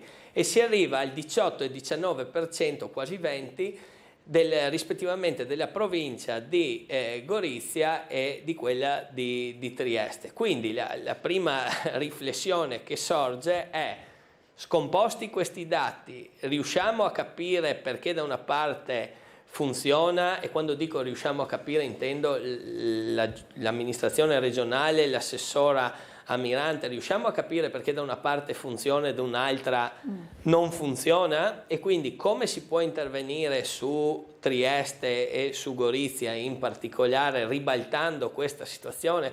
Io posso portare la mia esperienza da sindaco per 9 anni del comune di Turiaco. Grosso modo i 6-7 appartamenti che poco dopo l'inizio del mio mandato, da come mi ero informato, erano vuoti e avevamo tutta la documentazione che lo attestava, sono rimasti tali a fine mandato. Quindi questo è un esempio eclatante di come non funzionano i vertici di Ater a Trieste, posso dire dei dati, e a Gorizia anche per conoscenza diretta, e i vertici, in particolare i CDA, sono di nomina regionale, quindi la regione assuma le decisioni conseguenti. Dirò di più: la parte di investimenti legata al 110, al bonus facciata, questo è un altro indicatore che si può utilizzare. Per esempio nell'Ater di Pordenone sono stati fatti 73 investimenti, leggo dal giornale di qualche giorno fa, quindi dati riportati dall'assessorato, dalla direzione. 73 investimenti per circa 100, vado a memoria, 110 milioni di euro. L'Ater di Gorizia parla di un investimento per 500.000 euro. Insomma, quindi la differenza sta tutta qua. Da una parte i numeri parlano chiaro, alloggi non locati e da una parte assenza di investimenti, dall'altra la situazione agli antipodi, investimenti e bassissima percentuale di alloggi non locati. La regione deve trarre... Di Trieste è particolarmente difficile poi anche rispetto a quella di Gorizia, proprio per i numeri. Si parla di migliaia di casi. Il volume, su Trieste, esatto. sui meno di 5.000 alloggi, sono circa 4.600 erotti, gli alloggi non locati a livello regionale 2.500 circa. Sì, sono, quasi 2.500, sì. Sono sul territorio triestino. I dati sono al 31/12/2022, quelli che ho citato. Insomma, la situazione comunque fotografata è questa, anche perché io ho visto anche un po' lo storico, i dati sono quelli, quindi una situazione incancrenita in questa, perché cioè non si è la congiuntura anni. Annuale che per varie ragioni, una sfortuna, qualche situazione, è capitato che ci fossero vari cantieri. Invece in realtà è una situazione che avete riscontrato insomma in varie annate, no? Che considero di mala gestione del patrimonio pubblico. Chiarissimo. Almeno su una parte del territorio regionale, e quindi invito la Giunta a intervenire in maniera decisa su questo. Anche perché poi qua il problema storicamente è stato focalizzato agli stranieri che vanno nelle case ATER. E fate girare questi appartamenti, no? Che poi serviranno a chi, sulla base del reddito e del patrimonio che ha diritto di accesso, al di là che sia italiano o di origine straniera e via dicendo. No? Bisogna ribaltare la prospettiva e far lavorare bene queste aziende. Poi gli alloggi ci sarebbero, però al momento insomma, risultano non utilizzabili. No, ma io servirebbero mi tante accontenterei famiglie, se no? questo fosse un obiettivo di mandato, perché è chiaro che... ho amministrato tanti anni e so come funziona e che è difficile ribaltare una situazione di questo tipo. Però adesso è quasi passato un anno. Se a metà mandato vediamo un'inversione di tendenza, io sono pronto a riconoscere che c'è stata un'inversione di tendenza. Tipo l'assessore Ammirante ha fatto anche ha promosso un'iniziativa che condividiamo sul cosiddetto polo intermodale, la stazione del Trieste Airport a Ronchi dei Legionari, che avevamo sollecitato, nel mio caso avevo sollecitato anche all'atto di insediamento del Consiglio regionale, perché lì l'investimento era di quasi 20 milioni di euro fatto in epoca Serracchiani con un parcheggio desertico. Perché veniva pochissimo utilizzato dai fruttori e dell'aeroporto e della stazione ferroviaria. Certo. Perché? Perché le tariffe erano esagerate, questo l'avevamo segnalato negli anni anche da sindaco. Arrivati in regione lo segnalammo anche in seduta così di insediamento, e ho visto che qualche mese fa ha introdotto in accordo con l'aeroporto di Ronchi dei Legionari, insomma, che ha valenza regionale, come sappiamo, ha introdotto l'euro per le 12 ore e adesso il parcheggio, non dico che è pieno, ma sicuramente è più fruito anche dai vari pendolari che per motivi di lavoro vanno a Trieste piuttosto che a Udine partendo da Ronchi. E si è riusciti insomma a ottimizzare. Ma è anche un miglioramento modo, no? dal punto di vista ambientale, perché vero. se più persone mi fruiscono del treno invece di andare in macchina o riducendo la tratta di macchina perlomeno. È vero. Allora, tornando sempre alla vostra attività di opposizione in Consiglio regionale, ultimamente ci siamo occupati molto anche del caso Bini, che è tornato alla ribalta con una vostra nuova iniziativa, una nuova mozione che non è più di censura come quelle presentate precedentemente, ma vuole impegnare proprio il Presidente Fedriga a intervenire in qualche modo per sanare questa situazione. E così insomma l'ho spiegato bene, ci può raccontare? Sì, la precedente mozione di censura era più legata alla questione medio credito e acquisizione di alcuni appartamenti da parte di Bini, e con il fatto che medio credito era partecipato dalla regione a me e ai colleghi era apparso inopportuno, e quindi da lì era nata la mozione di censura. In questo caso invece il focus è sul ruolo di Bini all'interno di una SPA che ha delle relazioni societarie con tutta una serie di altre aziende e cooperative che prendono appalti da enti, società regionali e in generale enti pubblici anche non riferibili in via diretta alla regione Friuli Venezia Giulia, ma comunque enti pubblici del sistema regionale, per milioni di euro e per decine e decine di appalti.